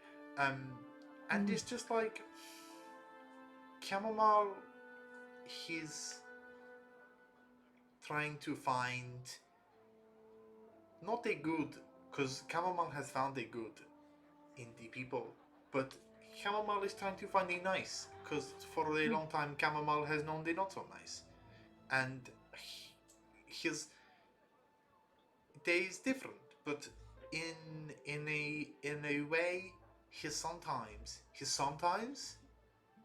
niceness feels nicer than goodness, you know? I think I do follow. I think I do follow. Yeah. He just thinks that like he's okay, but his Chamomile, his I don't know, you know, yeah. I like the red flowers too, and in a picture once I saw a blue one, but I have not seen it with my eyes yet. You got, I'm starting to really get an idea that you have so much to discover and enjoy, and Yes. you've got so much to enjoy in your life now. Yes, and he's like, I got here, and I just want to enjoy it a little while I can, because Chamomile has a lot to atone for, and he's like Chamomile can has a little treat, but like see the flowers. Okay. I think we're near the harbor. I can smell the fish. He was sort of had you sort of intuited a little that he towards the end of that conversation his eyes sort of kept darting to the side a little bit, and just as you were sort of saying that he said, I've just see the thing that I was trying to say before, and this has been a lovely conversation, and I really appreciate you opening up. But I was trying to ask what I was really trying to say was, do you want to avoid square? And I'm afraid it's too late. We're sort of going there now. And you open up onto this area, which has essentially, it's the canals go around this central area, and from it is a very basic gallows, and from wooden posts that are built up, there are bodies that have been strapped to the poles. Some of them are hanging from their necks and some of them are roped on, and each of them has a plaque with traitor written across them. In the very center is a woman with dark hair, tan skin. Next to her, you recognize Marcus. There are a few other people. Roll me a quick perception check, please. He would maybe like to not. Oh, Lydia, you better not. 21. The fucking saddest 21. Your eye is caught by something. Your eyes are flitting from body to body. And on the shoulder of one of the bodies is a parrot. Is a what? Parrot. Absolutely not. No! Oh God, Tom, I'm so sorry. I'm out. I'm done. Is it a living parrot? Yes, it's a living parrot. I say taxiderming a parrot is fucking levels beyond extra. just. It's a bit extra. I can't believe you do that to her. I'm just gonna use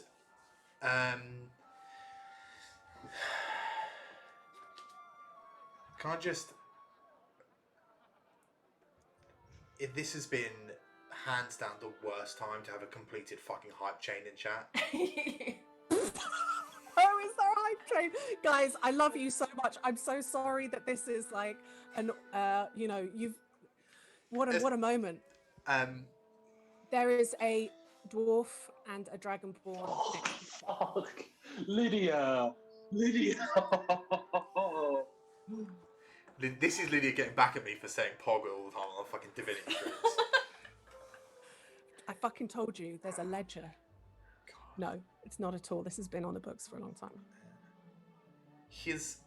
I'm gonna... Fuck, is the parent's name Dina? No. What's the parent's name? The parent likes me. I remember that much. Parrot's name. Belinda or something? Melinda? Melissa? Hang on, I got it somewhere. Shalissa.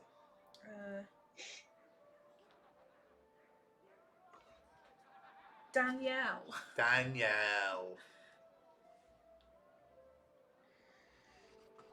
I'm going to use Speech of Beast and Leaf to, in parrot, just go,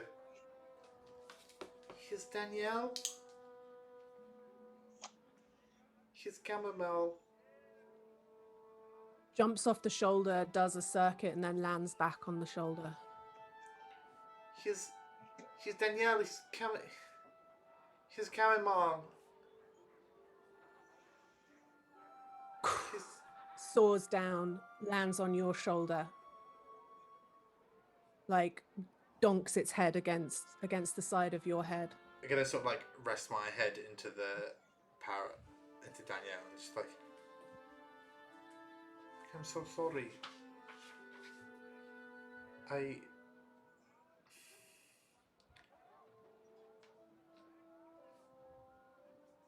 It's sort of it does that for a bit. It's a little bit agitated. It can see that you're moving like through the square and you're about to leave the square, and it's starting to get agitated as to whether to like Here's go or stay. here's here's Danielle. Maybe you should come with Chamomile for a bit. His dinner is not. He's not going to. Dinner is. He's resting, and she's maybe gone for some time. Roll either persuasion or animal handling. I don't mind.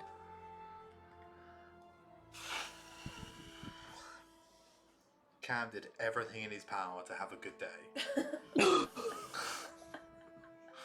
Everything. 15.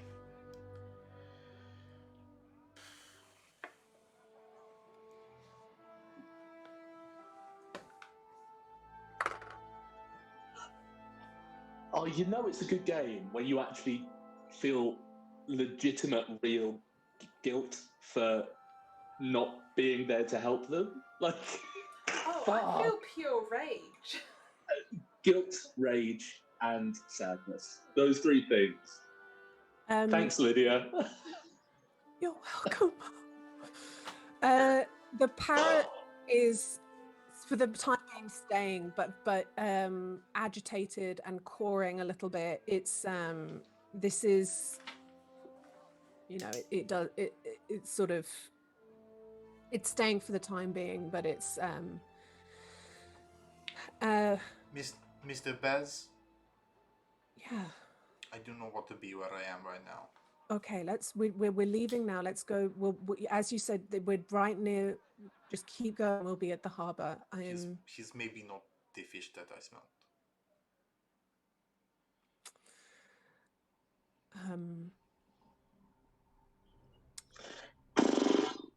And you keep sailing through, and within 10-15 minutes, you are at the harbor.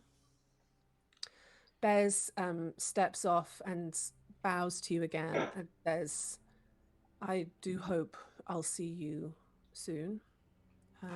I'm sorry I couldn't have been more help, but as I said before, and I mean it, I'm at your service. You saved Serge. You have done both good and nice. I mean, that's kind of you, but I sent... Here's please just take it. Okay. His chamomile has some words. His hope you have maybe see you later. Okay. Just take a left so you don't have to go back through the way that we came. Take a left and you can give it a wide berth, and if you're going back home. Yes, I do not feel like going to the flowers.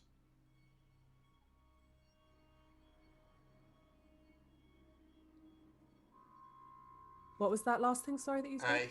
I do not feel like going to the flowers. And then he's just gonna like push off. Okay. And just sort of list through the city in like a fugue state. Just like... Yeah, you have no idea if you've passed flowers, trees, hanging baskets. You've no idea. No. You just occasionally feel the shift of the feet of the parrot, and the occasional cawing from it.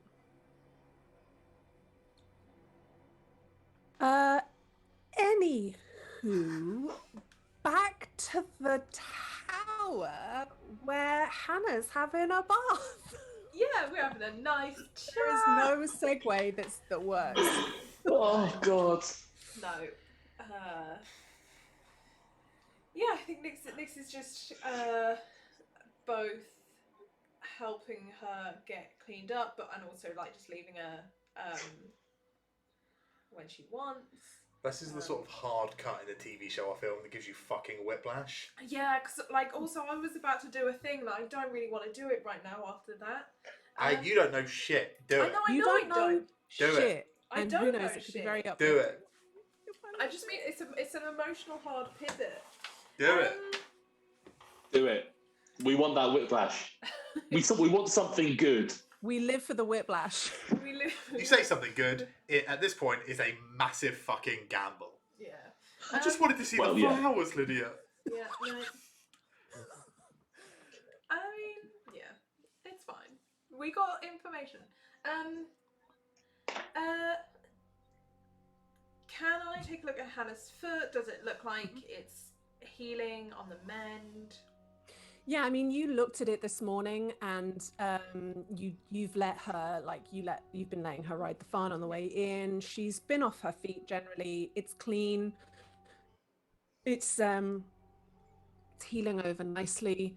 You're sort of at the stage now. Excuse me, God, I just absolutely glugged Coke, and now I'm trying desperately not to burp into the camera, into the mic. You're sort of at the stage where you're not really worried about her injuries. She just needs sleep and 3 square meals for like a few weeks, and some heavy therapy. Oh yeah, for sure. I mean, who doesn't in this? Yeah, exactly, game? exactly. Who doesn't? But as far as like physical injuries are concerned, you feel pretty proud of yourself. She's always going to have that scar across her chest, but there's not a lot that you can kind of do about that. And she's got very used to just being like having her arms picked up and like you're sort of maneuvering her around. She's got really used to that. Yeah. Yeah. How are you doing? Right. Yeah. Baths are nice. Forgot. Yeah, I'm still really enjoying having baths. I miss them a lot. They're very good. I was always kind of a shower person before, but this is better, I think, now, you know? There's something relaxing about it. You know, it's like, I feel like Cam would say something like it's like washing your mind while you have a bath. Yeah, he's kind of got that way about him, hasn't he? He's got good way with words. I always used to think, it's funny, isn't it? Because I always used to think it was just like sitting in your own filth a little bit, but now I sort of like it, you know?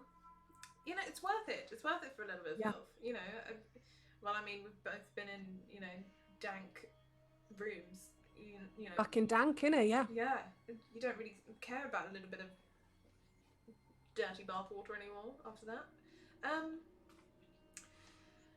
So what do you want to do about Kath? Well, I'd love to go around there at some point. I don't know. I mean, do you think I should... Do you think you sort of like gets her braid in the right kind of spot and straightens her dress?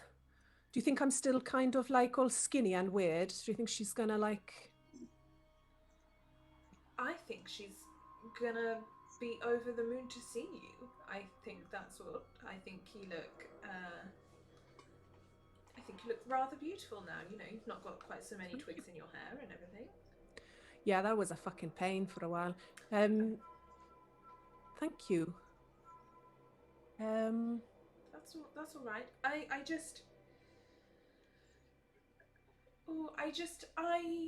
don't. All right. Yes, I am. You know, I desperately want you to go be reunited with Kath, and I'm not concerned about how she'll feel about it at all. My concern is, you know, with everything that's going on in the city. All right. If Custis suddenly has turned up and people know about it. All right. You know, I just don't want. Do you think we should like call her here or something? I was wondering maybe. I don't mind. Or, yes, I think that would be better because we don't know how she'd react, and we couldn't very well ask her to, you know, calm down. If you know, she gets excited, and you know, she'll probably want to tell all of her friends that, you know, you came back. Telling people to calm down doesn't tend to work, does it? No, it doesn't. Well, listen, I'll do whatever you tell me to. You've got a better grip on what's going on. I'm a little bit, I won't lie, I'm not the cleverest. It's sort of going over my head a little bit. I mean, honestly, I don't really, I'm finding it very hard to tell what's me being careful and cautious and what's me being full of fear and panic. So, Right, yeah. You know, I don't really know what to do now, and I'm a little bit worried about this place, and you know, I definitely want to try and make it better, but it feels all a little bit dangerous and scary, and I need to, you know, I feel like you're the only person who might understand this, but I was going to try and get in touch with my wife today. Oh, fantastic. That's a good idea. Is it? What if she, like, look, Kath is definitely going to be very excited to see you, but what if she isn't excited to hear from me? What if she's, you know... Kath will like you, I think. You know, she doesn't know you, but she'd quite like you, I think. I think, Kath, yes. Y'all are 2 Bacardi breezes away from being in a club bathroom. Like, this is toilet talk. No.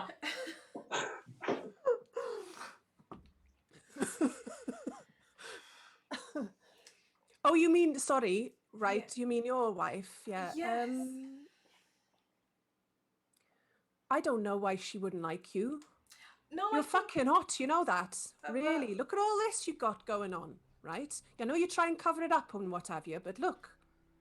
She starts like doing a bit of this. Yeah, oh, all right, yeah. Yeah.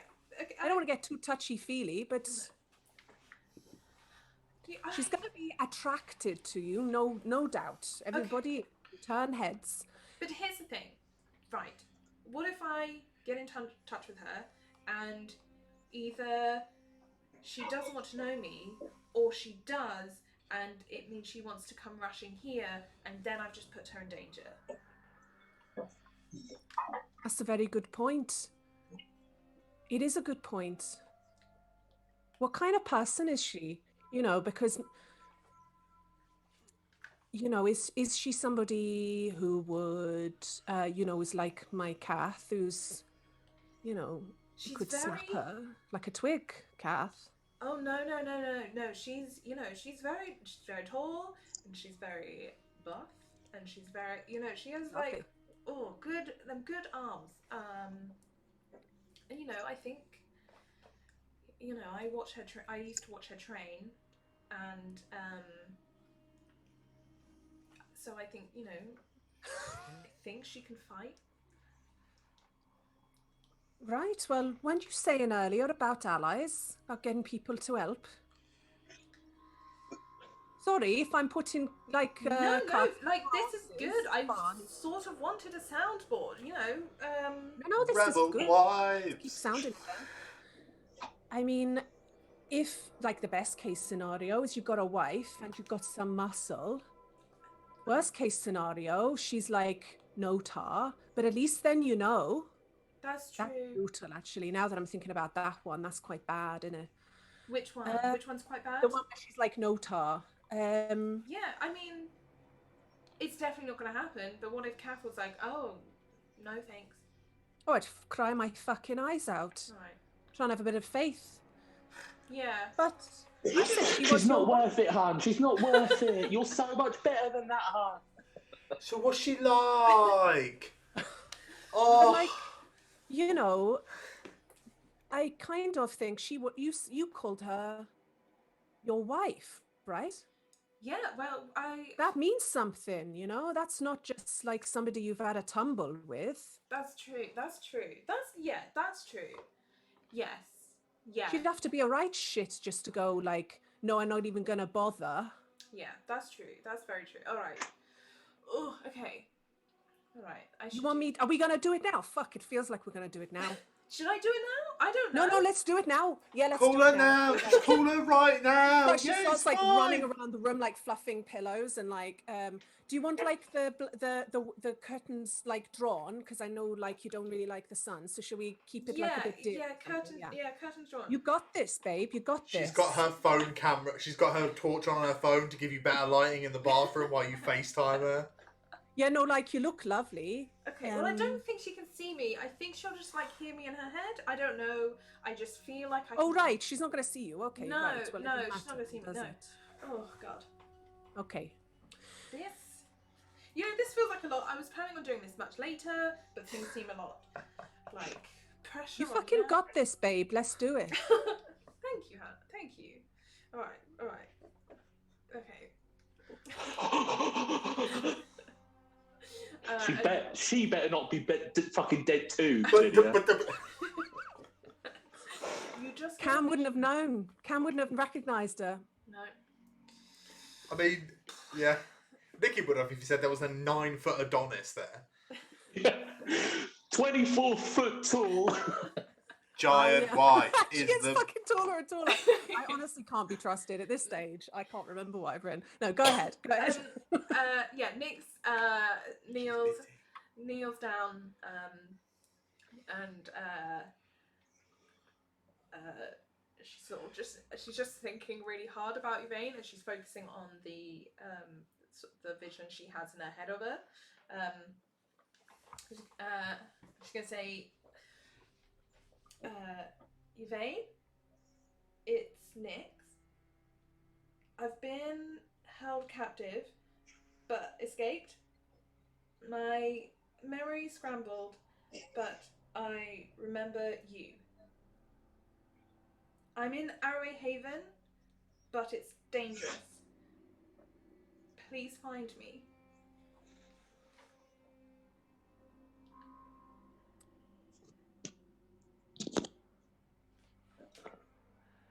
You sense the spell, which is the first time that you've done this spell. And you think these words and you will them to Yvain. And there is silence. And you sit for 10 seconds, 20 seconds, 30 seconds. And 2 whole minutes pass of quiet with Hannah looking at you. And then a figure appears in the room. Tall, cloaked.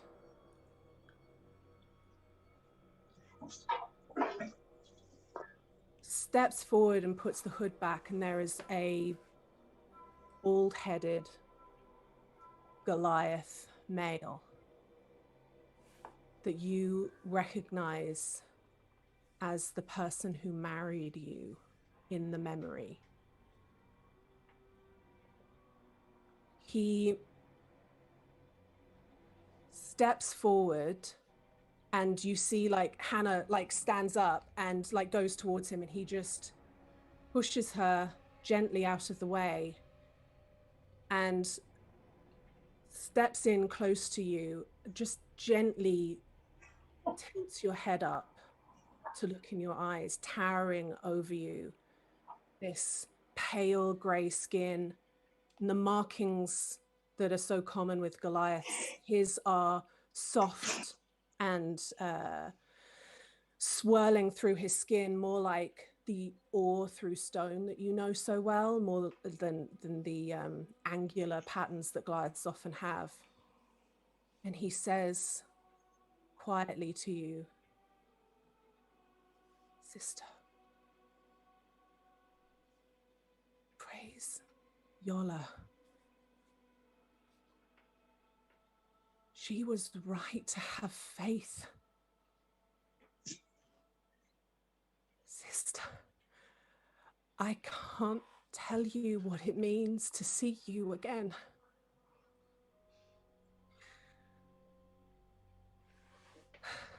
She's coming. She contacted me, and when she heard your voice, she said she had to run to get the necessary provisions, but she's coming. My little sister. You're actually real. I'm real. I've missed you a lot. Can I please hug you? Yeah, I just like jump into him.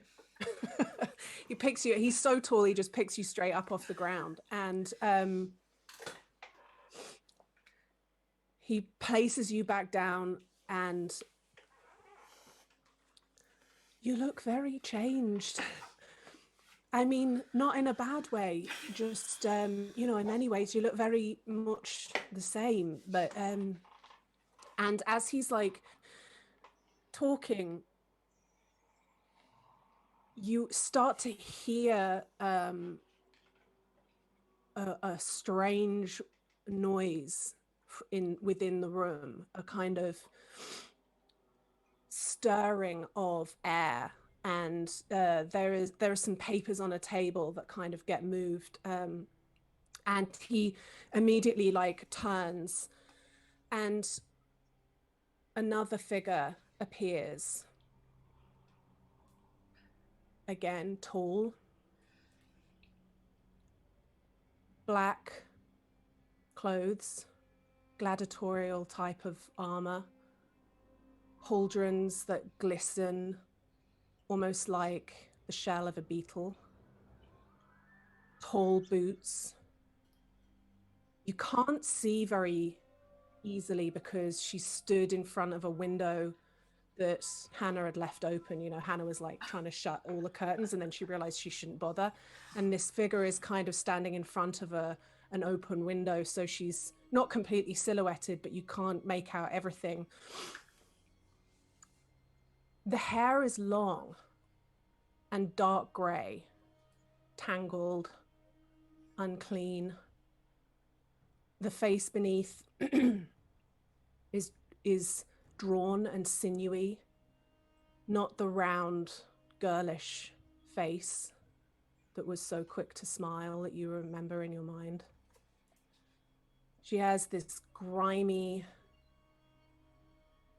dark face paint across her eyes. She strides fast towards you. The man immediately kind of turns and says, "It is her, Yvain, but we should talk about it. Words first, Yvain. Please, words first." And she just with one hand pushes him, and he like stumbles and falls to the ground. And in a second, she is right next to you, inches from you. And she sinks to her knees and looks up at your face. Helpless, tears streaking down her dirty, painted face. And tentatively, her hand rises and comes to rest like on your chest. And her head drops, and she just takes a moment to listen to the heartbeat beneath her hand. She picks up the end of one of your long braids, feeling that like tight plait. And she looks into your face. Some of the dirt has like washed away now from the tears, and you can see really clearly now just how much older she is. The person in your mind and in the memories that you had can have been like no older than 20. And this woman, like her thinness is contributing to aging her, but she is older. And finally, thin, croaky words come from her. Where have you been, my love? I'm so sorry.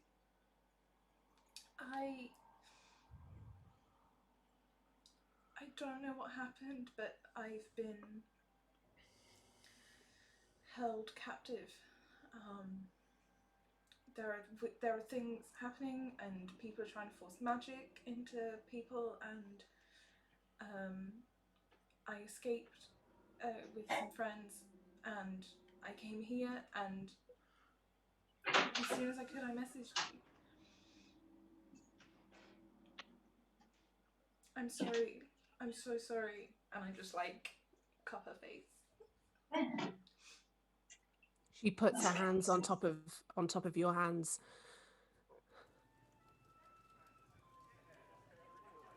I knew you wouldn't leave me on purpose. I knew you would have kept our promise.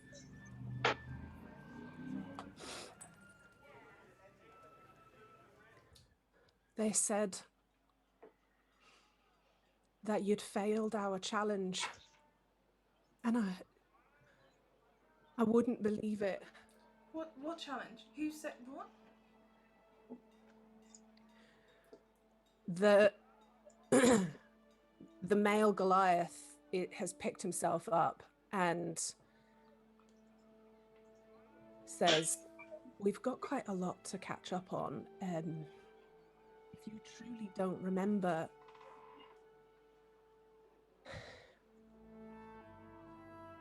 I don't really understand the full extent of it, but and we can tell you everything. And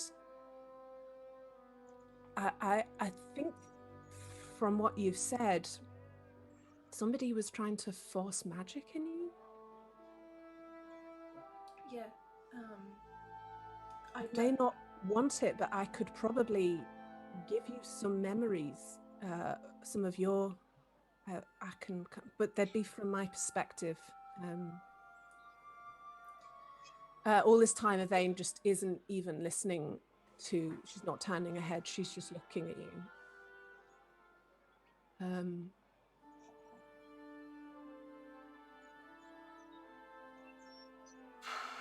But he kind of encourages you gently to like sit down on one of the like cushion, like the sofa type things. Yeah. And Yvain like doesn't want to be any further than a foot away from you at any time. I keep like a hand on her at all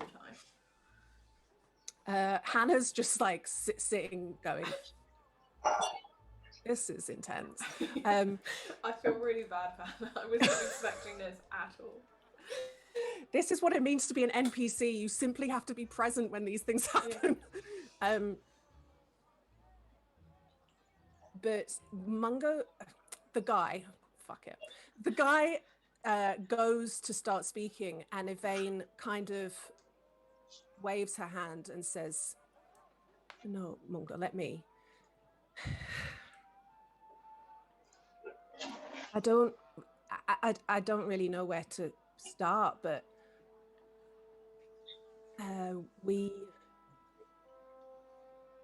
what do you remember? Sorry, maybe that's better. It's all a bit jumbled, but I remember sneaking out at night to see you, and I remember us getting married underneath the moon.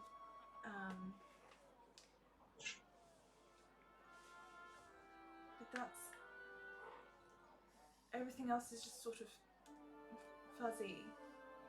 Oh, I remember being amongst other people like me, other drow, and I felt like I belonged there. But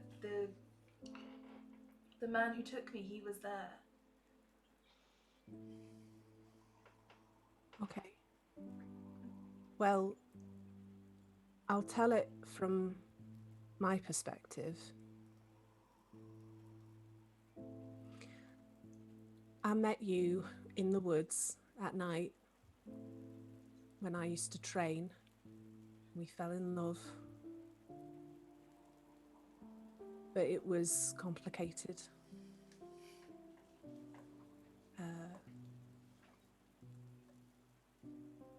The guy, was he a gnome? Yes, he. I think he went by the name Sicros. That fucking guy. I fucking knew it. I knew he was a wrong 'un. What? We rescued him, you and I. On one of our walks, we found some guy. He'd had an accident. He was under a fucking farm and he was nearly dead. I pulled the farm off and you said, let's take him back to your city. You got healers that would help him. Even though you knew it would put you in the firing line because you was always sneaking out and they didn't like it. We carried him up the fucking mountain. Anyway, I don't really know what happened, but you said he was like, I don't know, everybody seemed to really like him. He was like staying to recuperate and then he had all these like plans, I don't know, something about business that I didn't really understand. But he dobbed us in. He told them that we were a thing. And we tried to, make the best of it. But my lot, my tribe, they're always talking about, they're always talking about me being the chosen one and that I've got to like lead and everything. And they didn't want me. Well, they just wanted me to be that, to fulfill my purpose. And your lot, they don't really like outsiders very much. They're a bit on the secretive side. Right. So they said no. But then that was when we got married. Mungo did it. I remembered him. And it was brilliant. It was secret, but it was brilliant. But then they found out somehow. And your parents and the people in my tribe, they had a meeting. And they said that if we could be apart for a year, not see each other and not communicate at all, they'd rethink. My tribe were going to go away. We're going to go west to Theopatria, to the wilds, leave the mountain for a bit, and you would just keep living in your city. And in a year, if we still felt the same way, our two communities would have a discussion about how we could make it work. And we were like, sure. But they made our marriage null and void. What? Can they do that? Anyway, well, not in the eyes of Yola, but to them it didn't mean anything. So I went away. We went to the wilds and we did what we do, helping people in that. And when I came back, they said that you'd left to do some project with that guy. That you'd abandoned your people and that was that. And you never came back.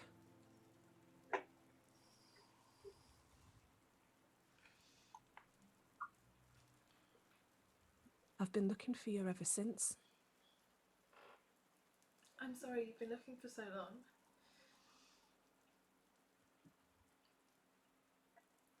Some people are worth it.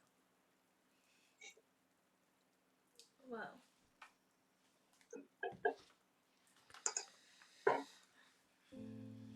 I'm glad you didn't stop trying.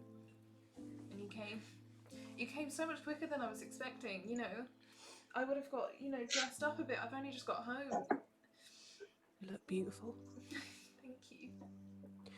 I've spent every penny I've ever made on scrolls so I can jump about. I've even been to hell. Oh, I thought there had to be a reason why I couldn't find you, I couldn't locate you with magic or anything, you know? So I figured you must be on a different plane altogether. That place is fucking nuts. yeah, that sounds absolutely wild. And, I can't believe someone went to hell for me. I was actually just chartering a ship to leave the Empire, see if there were other lands where you might have gone. Really fucking glad I didn't. That would have been a bit harder. Yeah. Where are we? Oh, we're in Arroway Haven. Okay. I was being kept in a village between here and Wetu. Oh fuck. I'll go and kill the person that got you, yeah? Oh no, I did it. Of course you fucking did. Yeah. Burned his house down with him in it. Good on you, babe. Thanks so much. It's really pog of you, babe. But look, I don't know what happens now.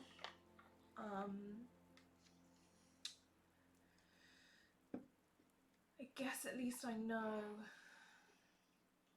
I don't have a family to go home to, other than you and your brother, of course. I don't know, Nix. I like I said, I only know it from my perspective. They were devastated when they found out about me. They did really love you, you know?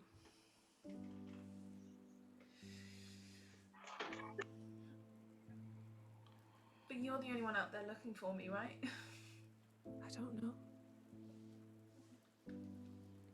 Mungo can't, like, she turns to her brother. Can't you?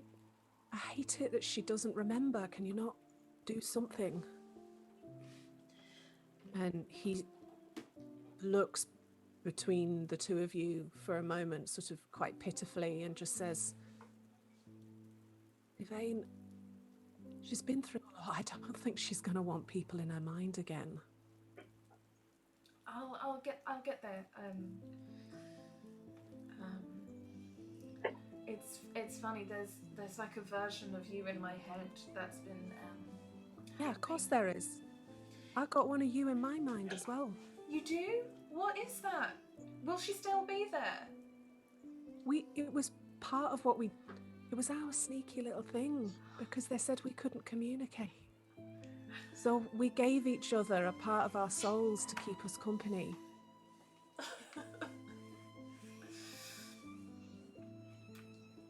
I wouldn't have survived it if it wasn't for that weird little freak in my head.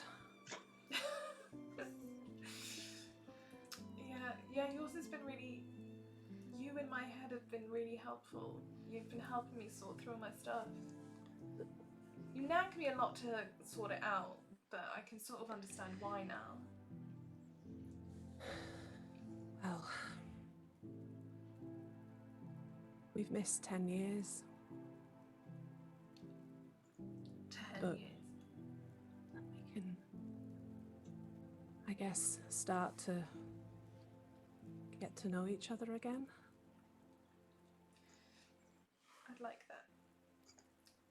there's a gig tonight if you want to go with me.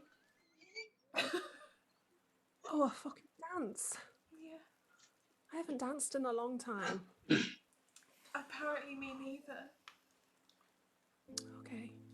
Mungo, you up for a dance? He's like, Oh come, I need you to meet Cam and Serge, the guys who've been they were in the same house as me, and this is Hannah, who I'm really sorry has just been. everyone turns and looks at Hannah, and she's like, Somehow worse. Somehow being Yeah. acknowledged is somehow worse. she suddenly looks so tiny. Hannah, Everyone in the room, these two enormous people.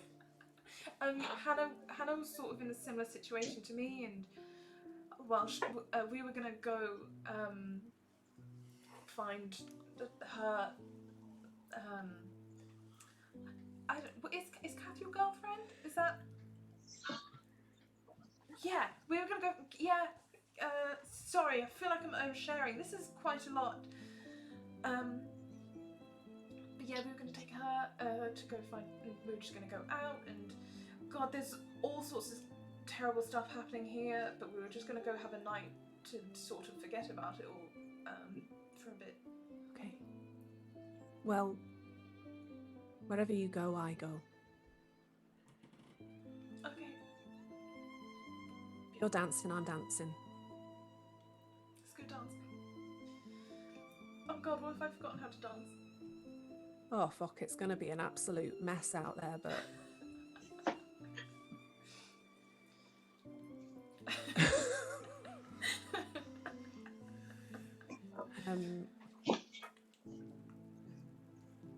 and she just sort of sits and looks. Mungo can't stop smiling. He's looking at his sister and smiling at his sister, and he's looking at you and he's smiling at you. He's looking at Hannah and going, "Ah." And then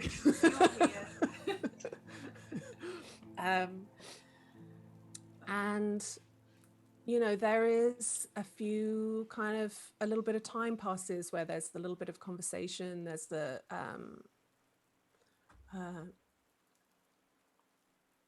you know, anything that you wanted to know, anything that you asked, they'd happily tell you. I'll say this, they don't say it outright, but you get the feeling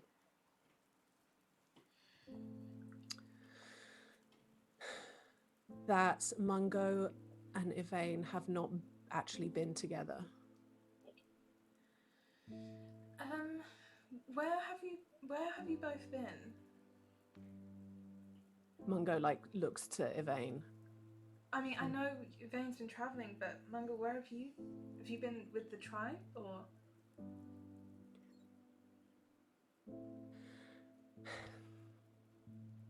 When the Yvain, quite rightly, some might say, quite rightly, felt that she could no longer do good in the name of your anymore, or for the tribe. So she now does neither.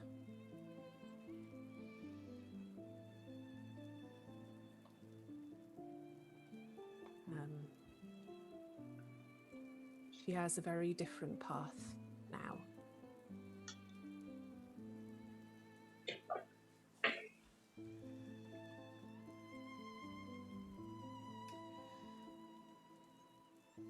I'm sorry it came to this. Say that again? I'm sorry that it came to this.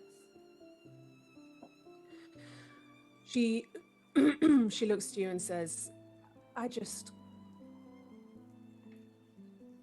can't praise the name of a god that would let this happen to us, that would spectate on our wedding, bless our union, and then let these 10 years go by and help not at all. Well, maybe they did help.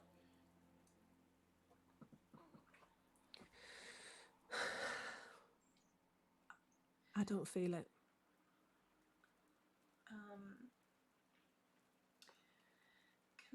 Can I cast like guidance on her to show that I have like these cleric powers now? Yeah. She senses it and immediately like jolts up, looking at you, and went, That's Hannah. Like, what about me? she jolts and looks at you and went,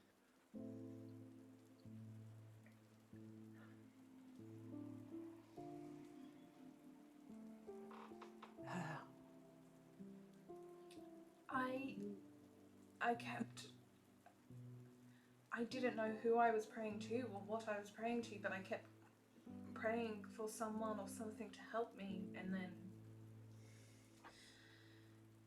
you know, something did. It was small at first, but I used to look up at the moon when I could, and it would bring me comfort. And I didn't know what or who it was, but maybe Yola's been looking out for me as best they can.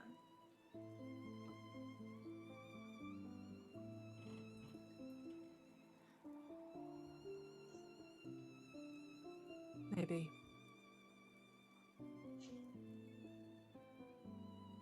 Maybe. You sense from her that she, even talking about it, she seems cold. We don't need to talk about it right now. I should probably, if you're both staying, I should probably introduce you to Marla. Oh, we'll get rooms somewhere. I mean, we don't want to intrude. No. Stay here in this tower. There's plenty of space. You can both stay here.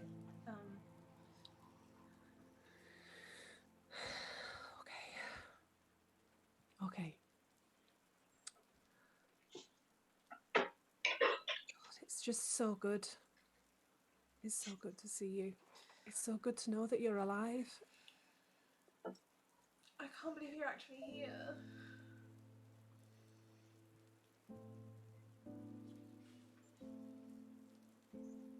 Yeah.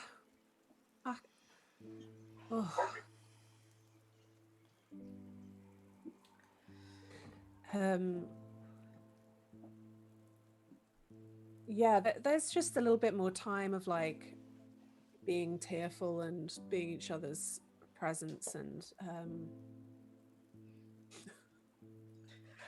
again, just pop a tiny little pin in that. Just rewind to Serge and Akri just moving boxes. So anyway, you are jeez. like Akri is like sailing, like running the gondola through town, and you get to a large circular building that sort of is almost sort of like on its own island. There are parts of there's sort of extensions that seem to have been ramshackly like built onto this building, and there's a sign outside that says the soapbox, and he starts like showing you, like, together you start taking the boxes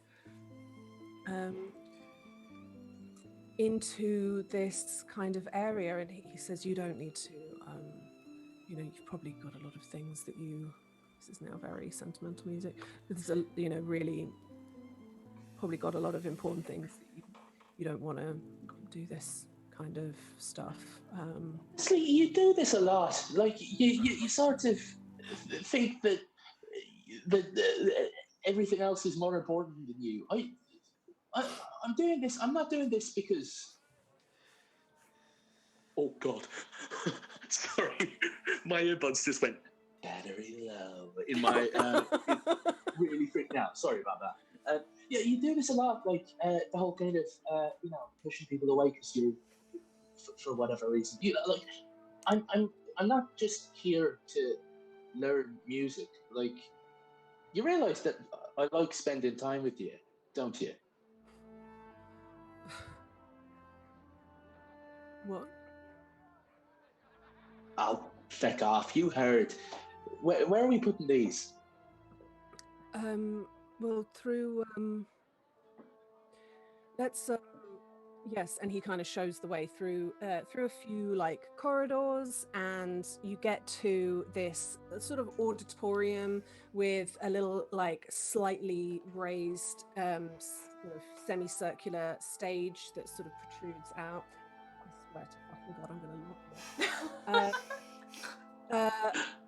And there are the rest of a few more kind of people who all jump up and come running towards you, going, let me carry that. We kept saying like let's, and they all like take the boxes off you and start like immediately setting up. They Can I just make an insight check just to see if this was yet another reason, yet another Creism?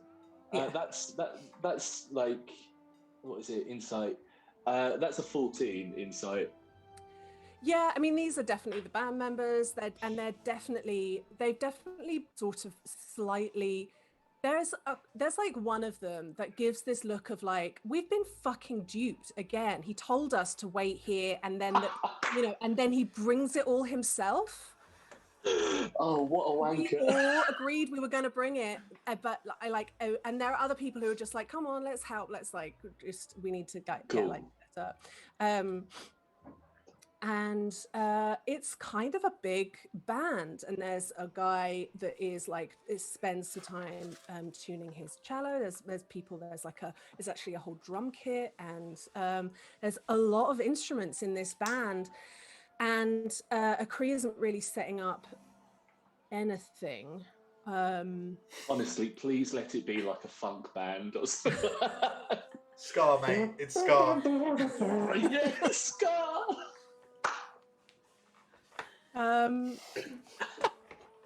And this town. Oh, sorry. Oh. He sort of looks nervous and he says, "Oh, I didn't really think that I mean, do you want to?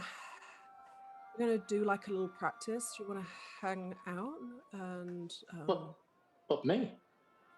I mean, you don't have to. You don't have to if you don't want to. But if you want to. No, I mean, listen, I'd love to. I'd love to. I'm not very good, yes, but yeah, I'd love to spend a bit of time on it.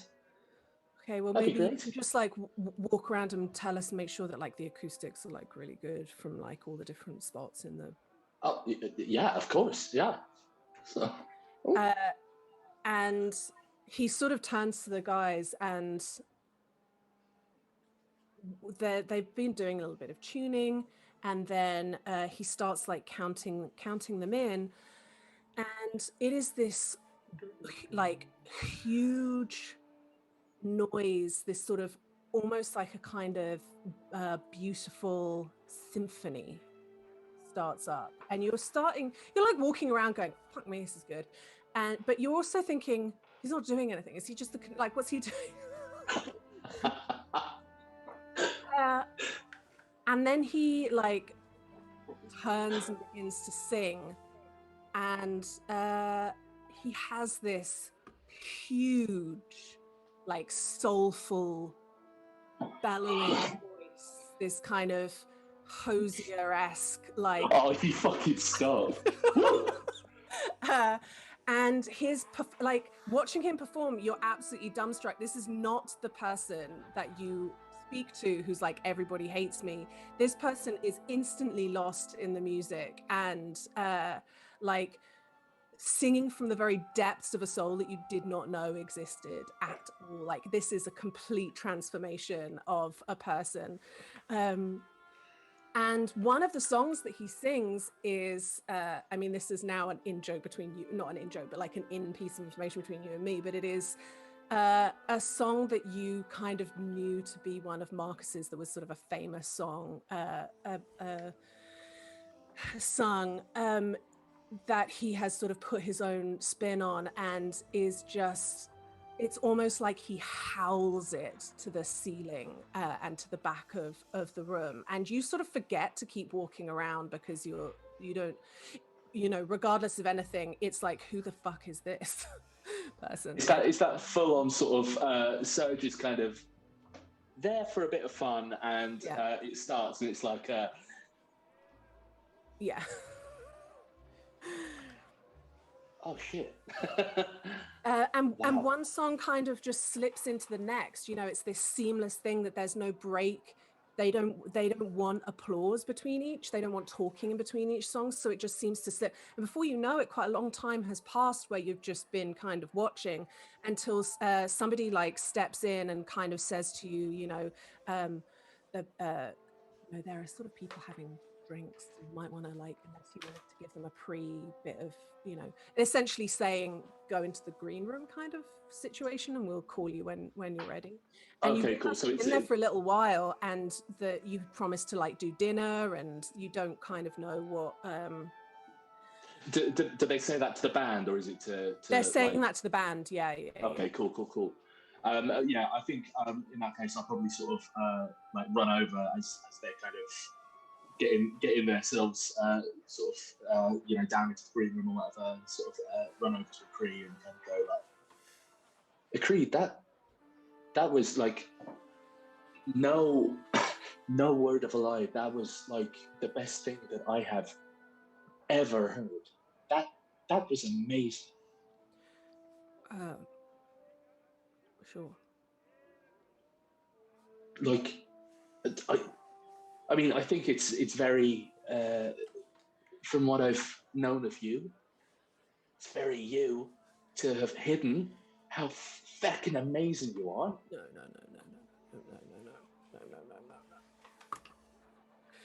No. Like, don't get me wrong, I noticed one of Marcus's songs in there too. It's amazing. I paid him for that. Beforehand. I'm not just. Oh, it's fine. Look, I have to go now, but no, that's of course. Don't like go. Do go. Genuinely, I am so excited to see this again, and I will 100% be here. Absolutely, I told you we were going to come. Yeah, and I'm definitely going to come now. That was amazing. Thank you for you know, letting me sit in. It's much appreciated. You're welcome. Thanks for carrying boxes. These arms are made for it. That was stupid. He like pulls his beanie a little bit further onto his head and goes, I think maybe we should just go. The guy. Yeah, totally. Well, break a leg if I don't see you before, and yeah, I'll see you later. Thanks. Will you be out afterwards? As I'm sort of like walking, possibly. I mean, yeah, possibly. Yeah. But do like come back.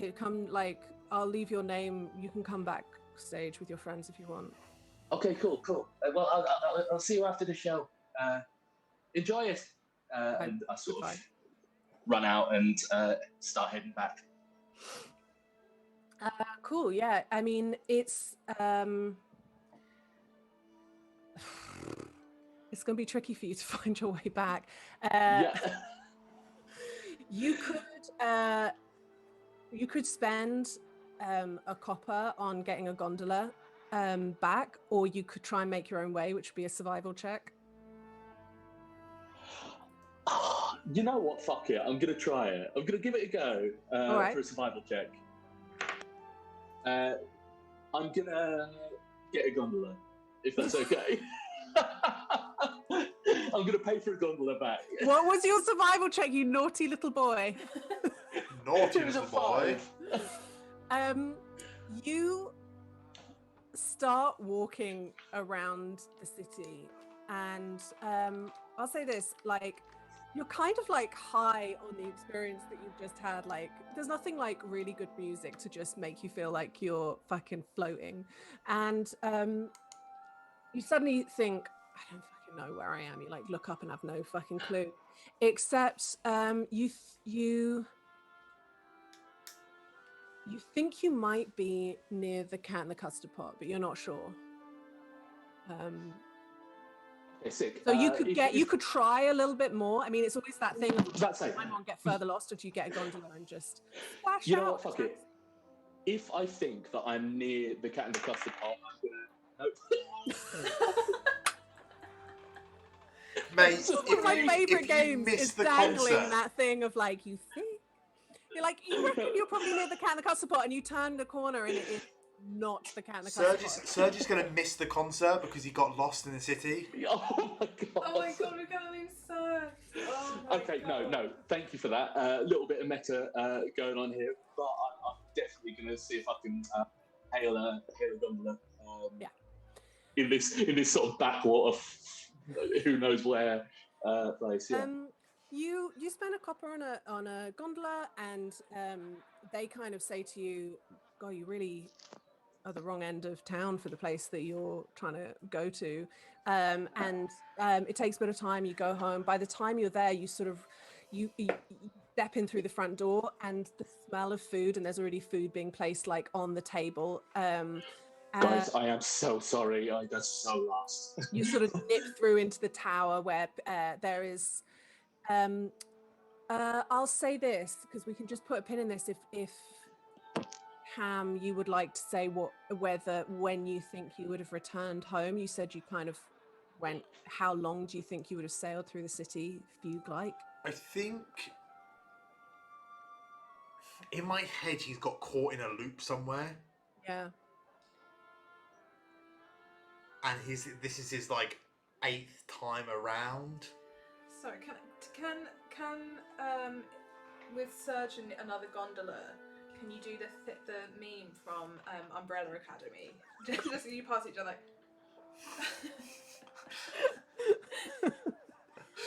Yeah, probably. I think he's sort of really just sort of like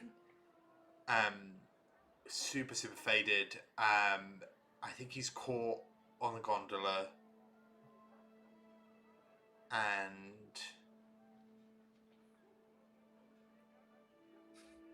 I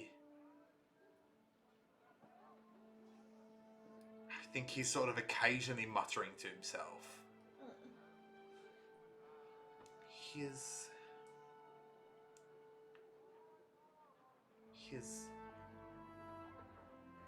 okay.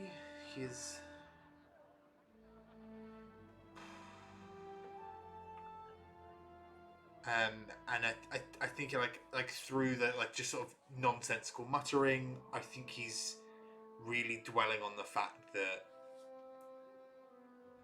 he feels like he was so incredibly wrong earlier today. He went, put the foot down and say, it's okay to do little and just live and it was really trying to just kind of like live a life for a moment, and is just wrought with guilt, and it's sort of like bringing up all of those feelings from when they were in the cat and the custard pot, and he was talking about how he doesn't 100% feel like the good guy in this situation, because it's a level of morality that Cam was obviously never taught to.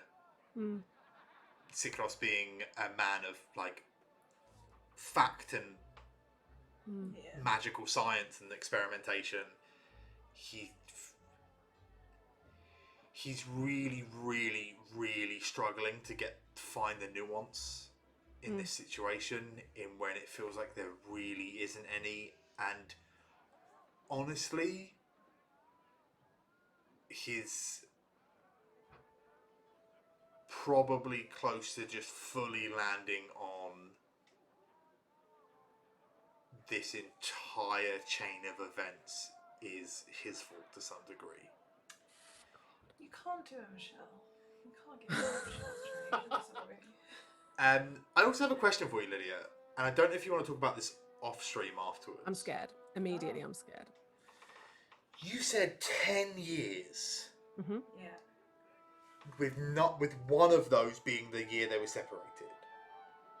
Obviously, Cam was there before Serge and before Nyx. Who came first? You came first a lot. Serge came next, and Nyx came last. Which is the thing that's fucking with my head a bit. So you have said 10 years deliberately. That is not... I don't make mistakes. How dare you? Depends if you've had a gin or I make not. a lot of mistakes, that's fair. Cool. So that's just a little mental note for Nikki, because that's fucked, that number. Why? It's not what we talked about before. Yeah, I know for Nyx, but like for Cam. Not for Cam. Oh, okay. But Cam is the one who has the most full timeline. Yeah, everyone at home, I've been playing with, Nyx was there for like 3 or 4 years. So. Yeah. 10 years was a rough hit. A big old fuck you from Lydia. But Serge came after. You get a fuck you. You get a fuck you. You get a fuck you. Wait, so... Yeah, Nyx came after Serge. Yeah. How much? Like, we have to... fucking... Because, like, I don't think Serge was there for fucking 15 years or whatever it was he? You have no idea how old you are, how long you were there. No, okay, but was Serge there for 10 years? At least. Serge was there for longer than Nyx. Yeah. I don't know how else to do the maths for you. That's not an answer to that question. Just... Yeah. That's fine. But yeah, I think Cam is lost. I think at a certain point he has stopped making attempts to keep Danielle with him. That's not to say I want her to go away. I'm just sort of like, I think If she doesn't stay, if she goes to go, I do think he probably... I mean, you better believe now that she can no longer see her old owner. She doesn't want to just fly off and be alone. That's fine, yeah. I think Cam is caught on a loop. And at a certain point, he's probably just going to sit down on the gondola. Mm. And just... If I'm honest, without any external influence, that's probably his evening.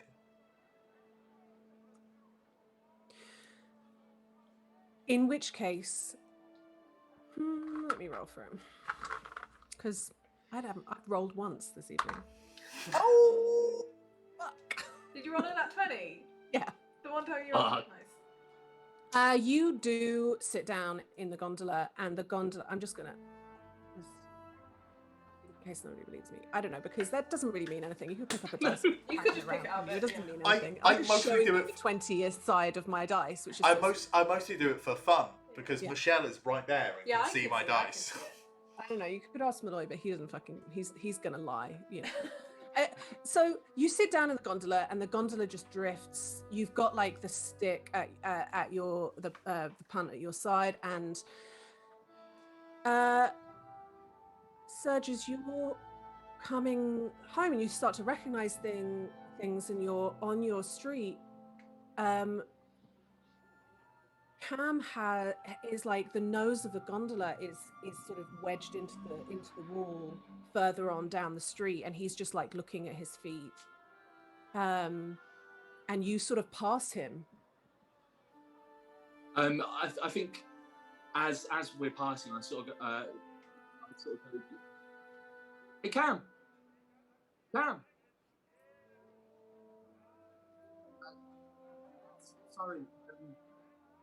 Sorry, can I pay my fare here? It's a bit...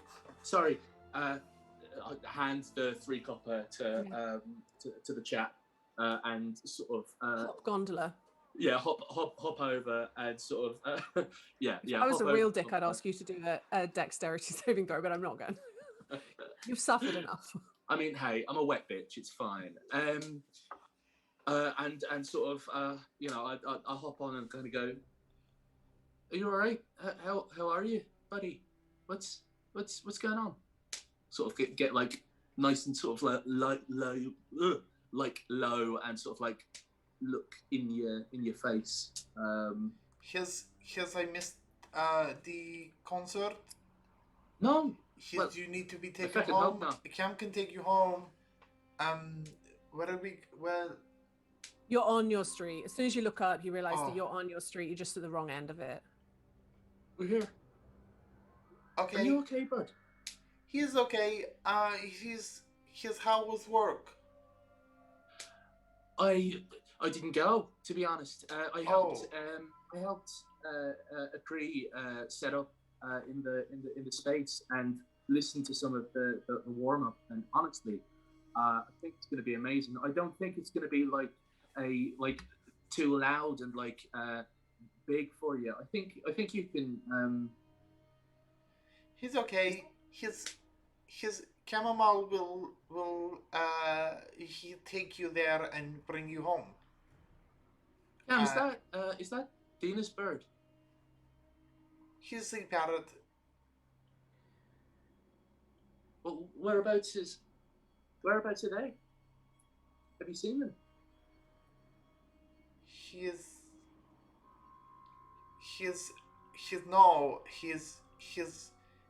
maybe they going to the concert.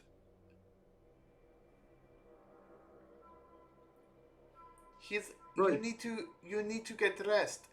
Maybe you can borrow some clothes from Marla. But don't you think this would do? His big night. His chance to dress up like little gentleman.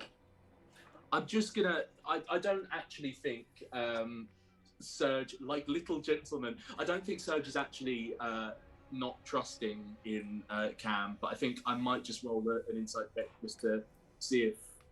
Are you all right with that, Nikki? Yeah. If that's okay. Yeah. What on earth would I roll? Deception. Of course, it's deception. That we're talking about. What do you roll? Tell me yours first. I rolled a 17 plus 1 for my insight. So 18. Natural 2. You absolute dick. That's a shame because I actually genuinely didn't want to know this. I think. Well, look, what you intuit, because there's such a big difference there, is that Cam really wants you to have a good night, and he's not gonna, he's deflecting. That's exactly you get exactly what he's trying to do. He's trying to deflect you.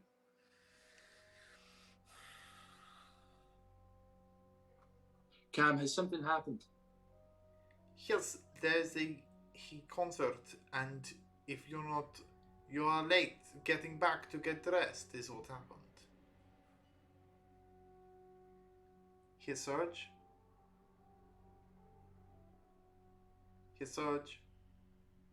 Yeah. Remember this morning? Yeah. I really don't want to be wrong, and Chamomile would really like it if you had a good evening.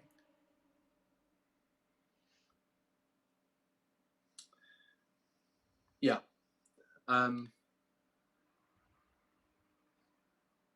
Yes, please. Yeah. Oh, fuck. You're walking through the front door at this point. Having parked the gondola. I feel like I've clocked. I feel like Serge has clocked exactly what the fuck has happened, essentially. You don't wear the headband of intellect and not like put 2 and 2 together. Like all to words of that effect. And I think his internal monologue is going, well, okay, this is fucking shit. This is really fucking shit. But actually, what Cam is saying is genuinely actually true. I think it's there's sort of, is it with, it doesn't quite make sense, but there's like nobility and kind of letting you have a night, you know what I mean? And I think tonight is a night where we can just sort of decompress a little bit and come back to it. So I think he puts the sort of the mask on himself as well as he goes through the door, and sort of gives Cam like a squeeze on the arm as he goes through, takes a deep breath, and kind of walks through into There's going to be this dinner is going to be a real mix of energies, isn't it? Oh my god, yeah. You step into your tower and just sort of you're immediately met by a lot of people, two of which are towering strangers. Who the fuck are you? Serge, Cam, this is Mongo, and this is Hello, Mongo. Yvain. Chamomile. Hello, Yvain. I'm Chamomile. Cam, what's wrong? Cam? He's Nix. Yes. Nix? Yeah. They're really big. They're very big. She's 10 foot tall. She's 10 foot tall. Canonically. You can 15 foot tall. He's a cloud giant. You can feck right off, and I sort of I run up and give Yvain like a big hug. He's very Serge very by the knees.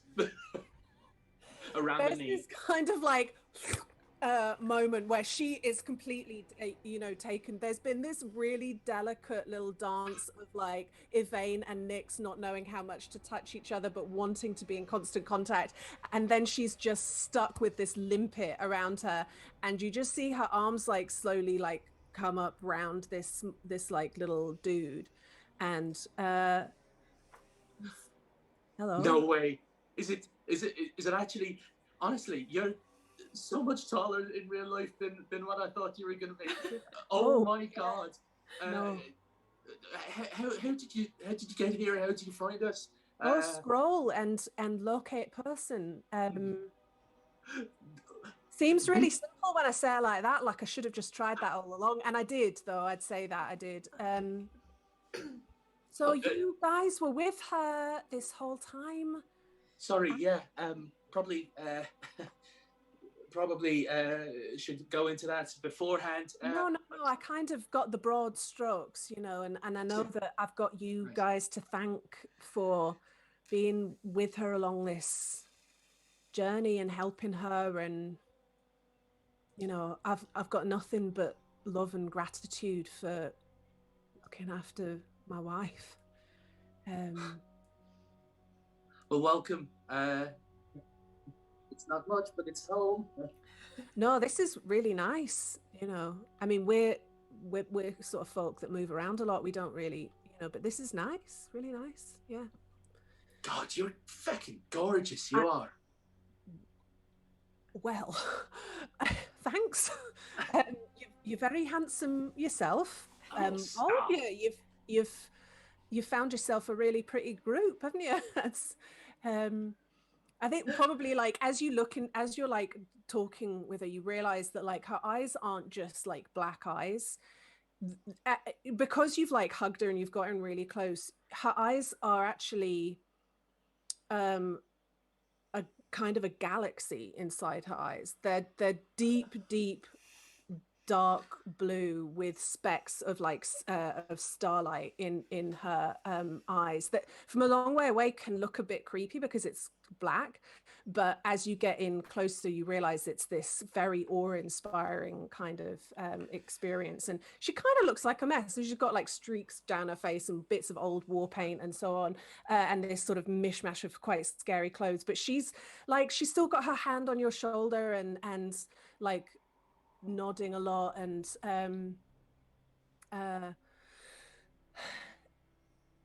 she kind of goes, well, you said there was going to be like a dinner. Oh yes, I think.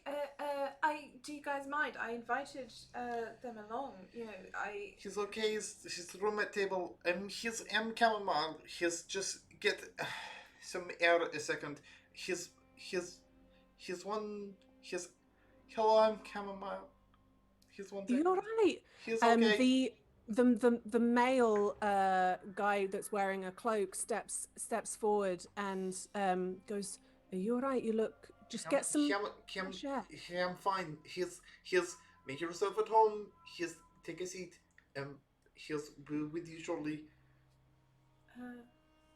He turns to Yvain and sort of says to her quietly, "I would have cast calm emotions, but I don't want to mess with them." And she goes, No, it's fine. Serge, is everything all right? Oh yeah. I think it's just.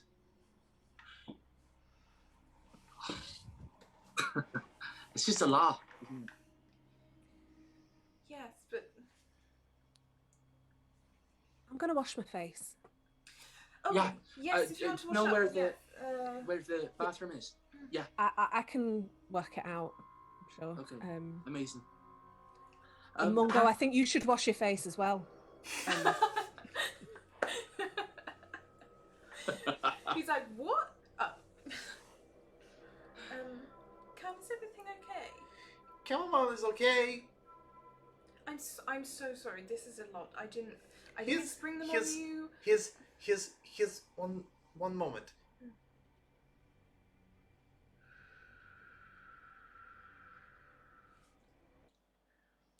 Chamomile, he's so incredibly happy for Nyx.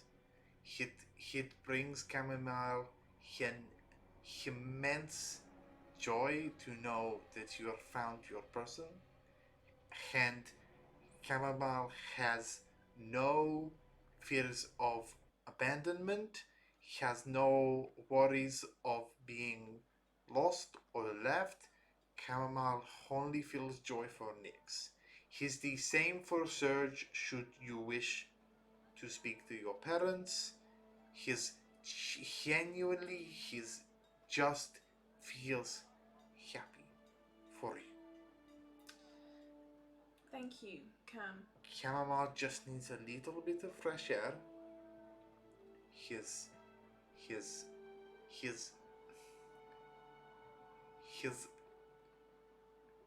please. Okay. Sorry. You can go have just we're not going anywhere. Yes, the concert. We're going to I mean His we're not leaving you. his Chamomile, he knows this. He's you say Does he know this? Chamomile, he knows this because you say and Chamomile hears you say and feels. He's been today has been a lot. His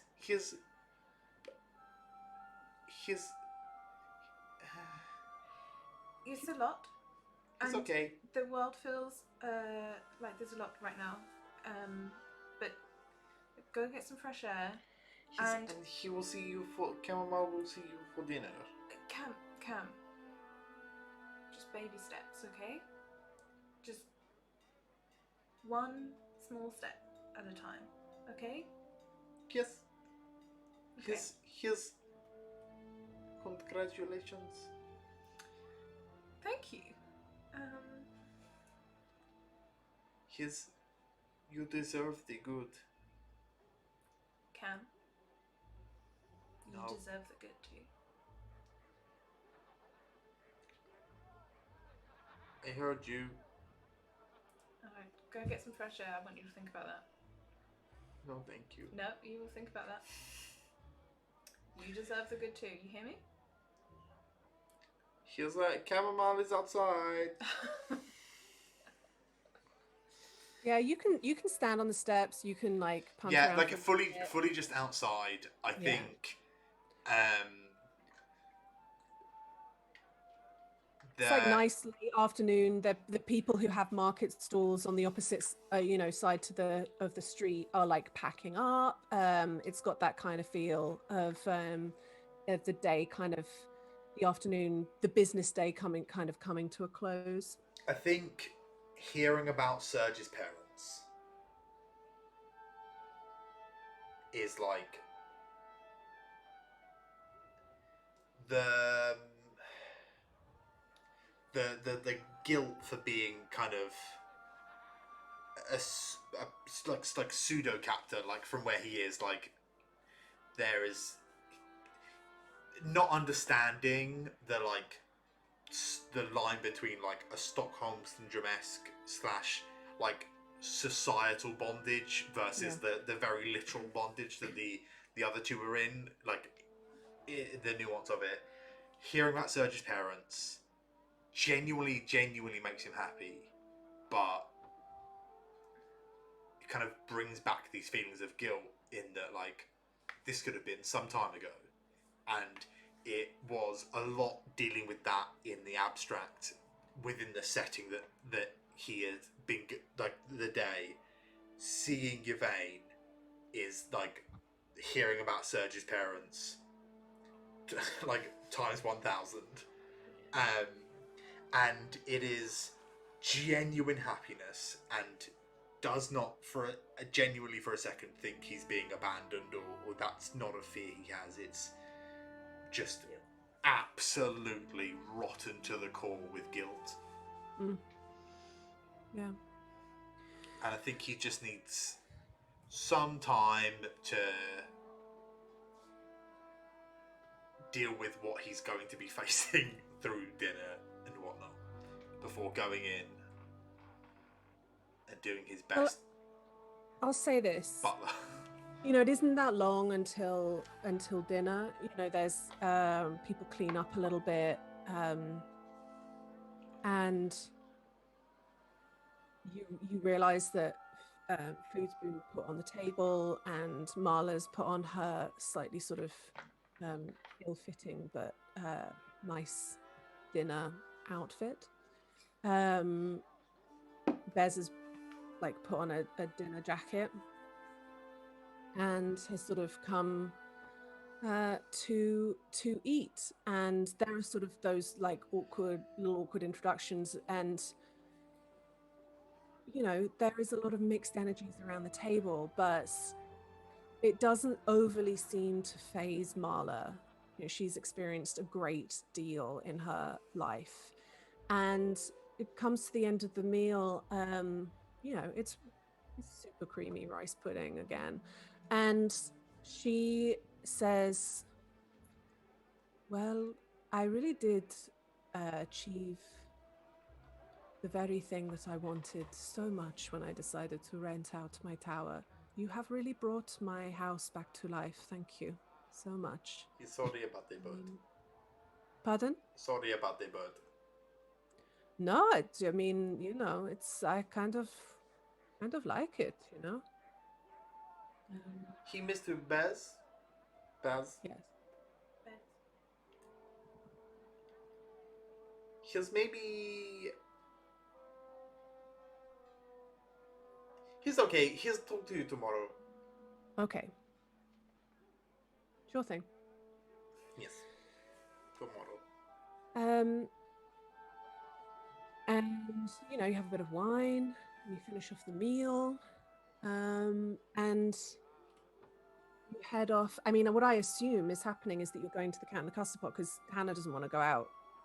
Yeah. She wants to see it off. Yeah. So I'm assuming you're going to the Cat and the Custard Pot. We have called one Uber. Yeah. We are all getting into the Uber. Yeah.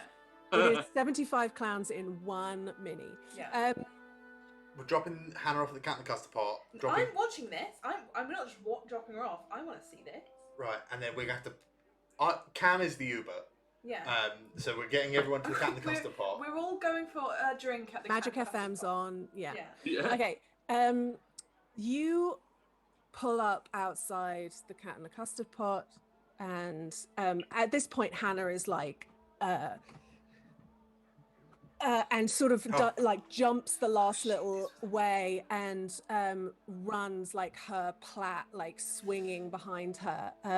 Should I maybe go in first and just give Kath a little? I know. Too late, she's gone. Oh, shit. Okay. It's She fine. swings open the door and you run in like behind her, and you just hear her like shout, "Kath!" And then you see Kath kind of turn around and drop her tray of which had a teapot and some cups in it, and she just runs like towards her, and they just hug in the middle of the cafe.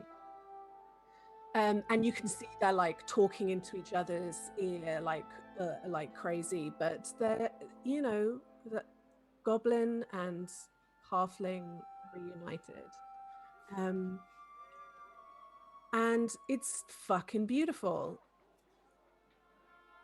Cliff kind of comes over and just goes, I mean, take the night. You don't need me to tell you. Okay. You can stop working. You guys ever go, get back to work? I was Fuck. expecting that. I was table 5 needs cleaning. No. Cliff's a fucking simp. No, you can't say that anyway. Oh, sorry, Twitch. Please don't. And they sort of, for the time being, they push themselves like into a corner of the cafe, and they're just like talking and holding each other, and they go back in for a big hug, and it is fucking beautiful. And Cliff kind of goes, 1 second, and he goes to behind his counter, and he comes back and he hands you a letter. It's a gun. A gun. He hands you a letter. I don't know who would like to read it, but I've done so much talking already. It's the letter that I sent in case you were supposed to, in case you were going to get it last week. If anyone else wants to read it, it's what So I feel like with the knowledge that Cam and I both have, I feel like I will look at Cam and go, you get it, kind of, or I will get it. Can you read, Cam? I don't know. I can read. Cool. Nix, you're holding this letter. Are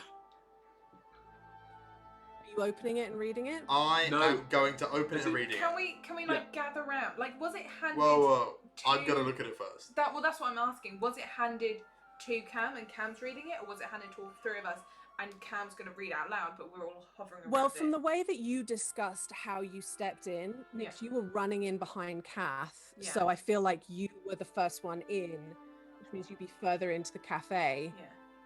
So... Right. It's been put in your hand. I'm scared. Why are you scared? And Nikki's going to read it out loud. Yeah, go on. Then It's addressed to all of us, so Nikki's going to read it out. Okay, yeah. Dear Cam, Serge, and Nix, we are on the road to our mark. Neither of us could remember where you lived, so we thought it best to send it to that nice cafe. I hope it has found you. I'm reading your book, and call me foolish, but I was struck with the sudden uncertainty and self-doubt. No idea how long it will take us to complete our mission, and when we'll see you three again, but I'm cursing myself for not being better prepared and putting things in order before we left.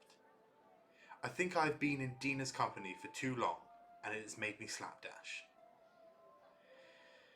I wanted to say I'm so sorry for the things that you suffered.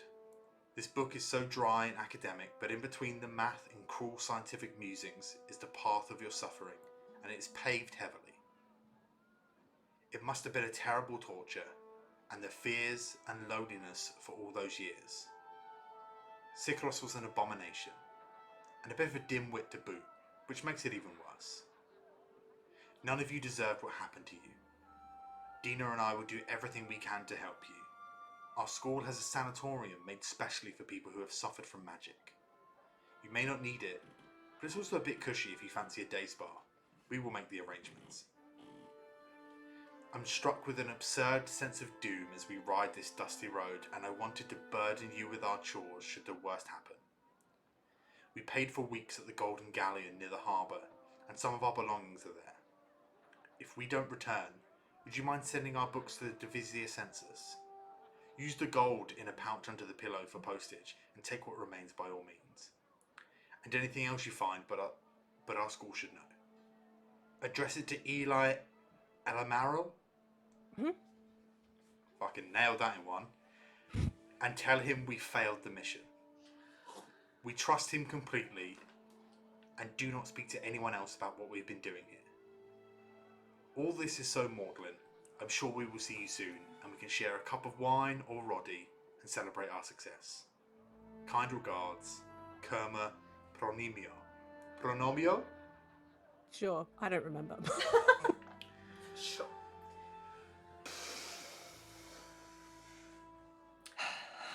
Hey Lydia, fuck you.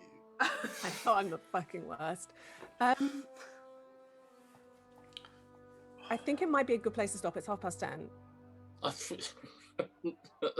Oh, And we Lydia. do need to just end on a happy note. Oh, sorry. Where is that happy note? Could we? Yeah. Listen, so much has happened this episode. Hardly any dice were rolled, but it was a good RP heavy. Can I RP kiss and my RP wife? heavy. Can that be a good ending? For sure. I'll say this, that I've got written in my notes, but I haven't sort of said out loud. You sort of notice as you're walking, the Thane is like always by your side, that she has this way when you're walking where it is evening. It's kind of summertime, so it's light into the evening, but she instinctively switches, she like orbits around you so that she is always in between you and the sun. So you are always like, she always casts a shadow on you, so it's Which more helps like because she's 10 foot tall. Oh, I love She's her 25 foot so tall, yeah. much. 25 foot tall, the DM said it. Have you seen- and yeah, she can see that you are feeling, well, she doesn't actually know what she sees in you because you don't know all the information, but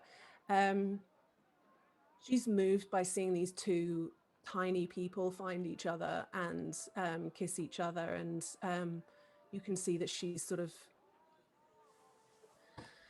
It's fully that fucking picture from of that like huge woman like picking up the... It's not that.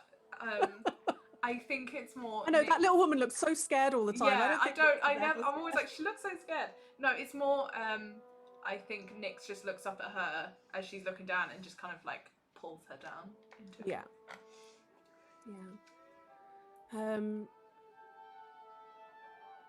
Yeah, it's a real, you can sense the desire and you can sense the relief to things of like, we do still have this connection together. We aren't total strangers. That connection cannot be severed by time or magic. We don't know each other, but we do love each other. Yeah, exactly. Yeah. Okay, that is a good place to stop.